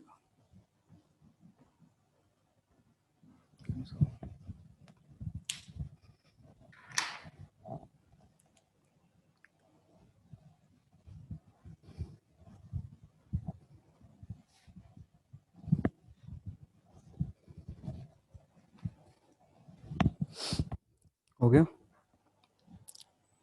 नेक्स्ट हेडिंग लिखेंगे एडियाबेटिक इंडेक्स, ब्रैकेट में गामा। एडियाबेटिक इंडेक्स और ब्रैकेट में क्या लिखेंगे? गामा लिखना। It is ratio of it is ratio of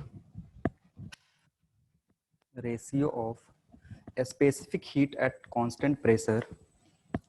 It is ratio of a specific heat at constant process to constant pressure process. अच्छा pressure छूट जा रहा है. Constant pressure process to a specific heat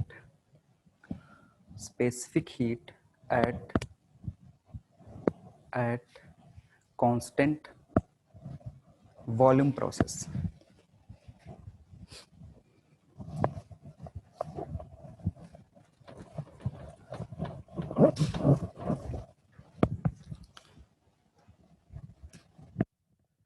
actually में gamma है क्या? Cp by Cv.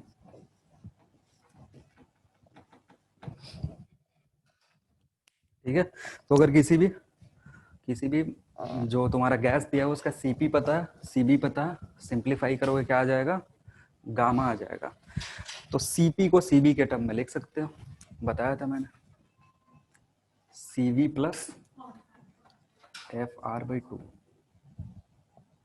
Yes का sorry वही था, Cv प्लस R ही था सही, बाई Cv.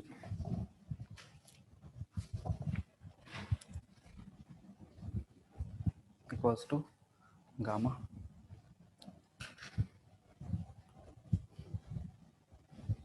तो अगर गामा Cv को R और गामा के टर्म में लिखना है तो कैसे लिखेंगे?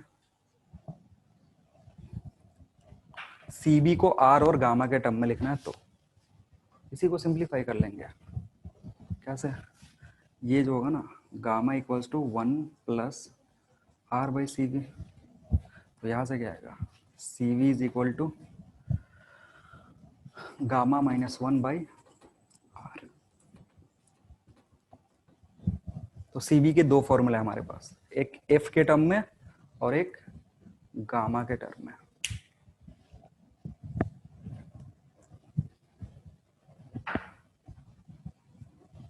ठीक है, ये इधर जाएगा, Cv ऊपर ये नीचे. उल्टा हो गया क्या? अच्छा चलो चेंज कर लो इसको, R बाई गामा माइनस 1. अभी ठीक है? R बाई गामा माइनस 1 ठीक है ना अभी. और Cp कितना हो जाएगा? And Cp is equal to gamma R gamma minus 1. इधर से कैलकुलेट कर सकते हो. Cv आ गया, इसको इधर ले जाकर मल्टीप्लाई कर दो तो गामा ऊपर आ जाएगा, gamma R divided by gamma minus 1.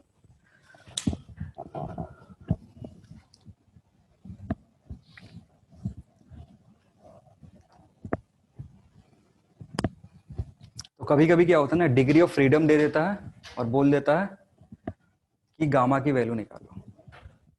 ठीक है, डिग्री ऑफ फ्रीडम दे देगा, गामा की वैल्यू निकाल देगा, गामा दे देगा, डिग्री ऑफ फ्रीडम की वैल्यू निकाल देगा. तो पता ही नहीं चलता है रिलेशन किधर. Cv को हम डिग्री ऑफ फ्रीडम के टर्म में लिखे हुए हैं FR/2. तो एक्चुअली में ये है क्या? ये जो टर्म है ना, यहाँ से पुट करोगे ना तो ये FR/2 is equal to R by gamma minus 1.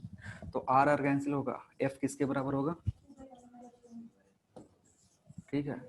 तो ये रिलेशन बहुत ही इंपॉर्टेंट है क्योंकि कभी कभी इस पे सवाल आता है ना, अब बच्चे क्लिक ही नहीं कर पाते हैं कि इसको रिलेट कैसे करेंगे. अगर डिग्री ऑफ फ्रीडम निकालना है तो गामा से कैसे कैलकुलेट करेंगे. आ रही बात समझ में? गामा पुट करेंगे, कैलकुलेट कर लेंगे. क्योंकि अलग अलग गैस के लिए, मतलब अलग अलग टाइप्स ऑफ, जैसे डायटोमिक, ट्राइएटोमिक, मोनोएटोमिक गैसेस है, उसके लिए डिग्री ऑफ फ्रीडम अलग होगा, तो गामा की वैल्यू क्या होगी? अलग होगी. तो अगर डिग्री ऑफ फ्रीडम दिया है तो गामा निकाल सकते हो. तो मोनोएटोमिक के लिए गामा निकालो फॉर मोनोएटोमिक गैसेस. लिखना ऐसे, हेडिंग लिख दो,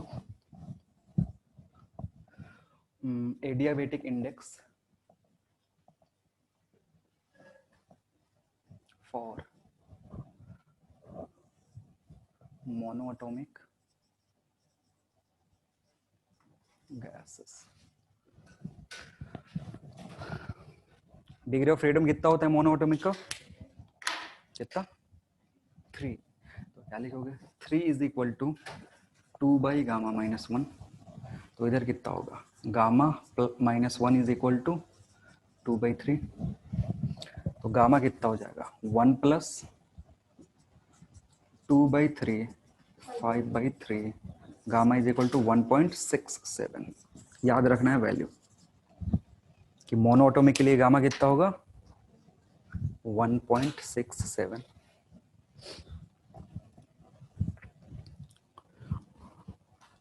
ठीक है, ऐसे पूछ देता है कि एक मोनोएटॉमिक गैस है, एडियाबेटिक प्रोसेस हो रहा है, तो वर्क डन कितना होगा। तो वर्क डन निकालने के लिए गामा की जरूरत पड़ेगी, और वो गामा तुमको बता नहीं रहा, इधर से यूज कर लेना। निकालो फॉर डायटोमिक के लिए, फॉर डायटोमिक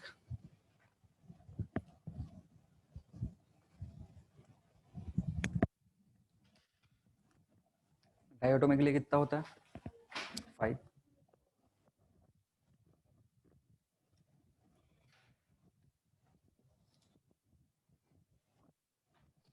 1.4 1.4, ठीक है ना। 7/2 आ रहा है, 7/5 आएगा, हाँ 7/5 1.4। ऐसे करके कोई भी दिया हो ट्राइएटोमिक का, लीनियर नॉन लीनियर जो भी दिया वो 6 7 करके कैलकुलेट कर सकते हैं, कोई दिक्कत नहीं होगा। तो ये रिलेशन इंपॉर्टेंट है, इसको याद रखना। अगर भूल भी जाओगे गामा की वैल्यू कितनी होती है कौन से प्रोसेस के लिए, सॉरी कौन से मॉलिक्यूल के लिए, तो ये अगर फॉर्मूला याद है इजीली कैलकुलेट कर सकते हो। नेक्स्ट लिखना, adiabatic index for mixture of gases, adiabatic index for mixture of gases, adiabatic index for mixture of gases. जो नेक्स्ट क्लास होगा वो पूरा क्लास सवाल पे जाएगा, मतलब खाली प्रॉब्लम होगा उसमें। अभी इतना देर से माहौल बना रहे थे। तो जैसे सीबी मिक्सचर निकाले थे, सीपी मिक्सचर निकाले लेते, वैसे ही गामा मिक्सचर भी निकाल लेंगे, है कि नहीं। ऐसे gamma mix equals to N1 gamma 1 N2 gamma 2 divided by, नहीं ऐसे नहीं होगा। गामा मिक्स निकालने के लिए फॉर्मूला से चलेंगे, CP mix divided by CB mix. गलती हो जाता है, बच्चे गलती कर देते हैं, ऐसे उस वाले फॉर्मूला से निकाल लेते हैं जिसमें gamma 1 N1 plus gamma 2 N2 plus gamma 3 N3 divided by N1 plus N2 plus N3 करते हैं, गलती कर देते हैं। लेकिन कैलकुलेट कैसे करेंगे, बाय द डेफिनेशन। गामा का डेफिनेशन क्या था, ratio of CP by CB, ठीक है ना, सीपी बाई सीबी था। तो मिक्सचर का भी वही होगा, लेकिन सीपी मिक्सचर आएगा नीचे, सीबी मिक्सचर आएगा। तो सीपी मिक्सचर हमने निकाला है, सीबी मिक्सचर भी निकाला है, बचेगा N1 CP1 plus N2 CP2 divided by N1 CV1 plus N2 CV2 and so on. क्योंकि नीचे N1 plus N2 plus N3 जो था वो कैंसिल आउट हो गया दोनों के लिए।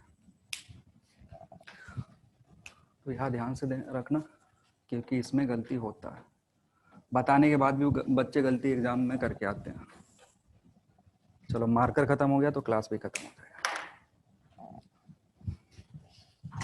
2 घंटा बेयर कर लिए, थैंक यू वेरी मच।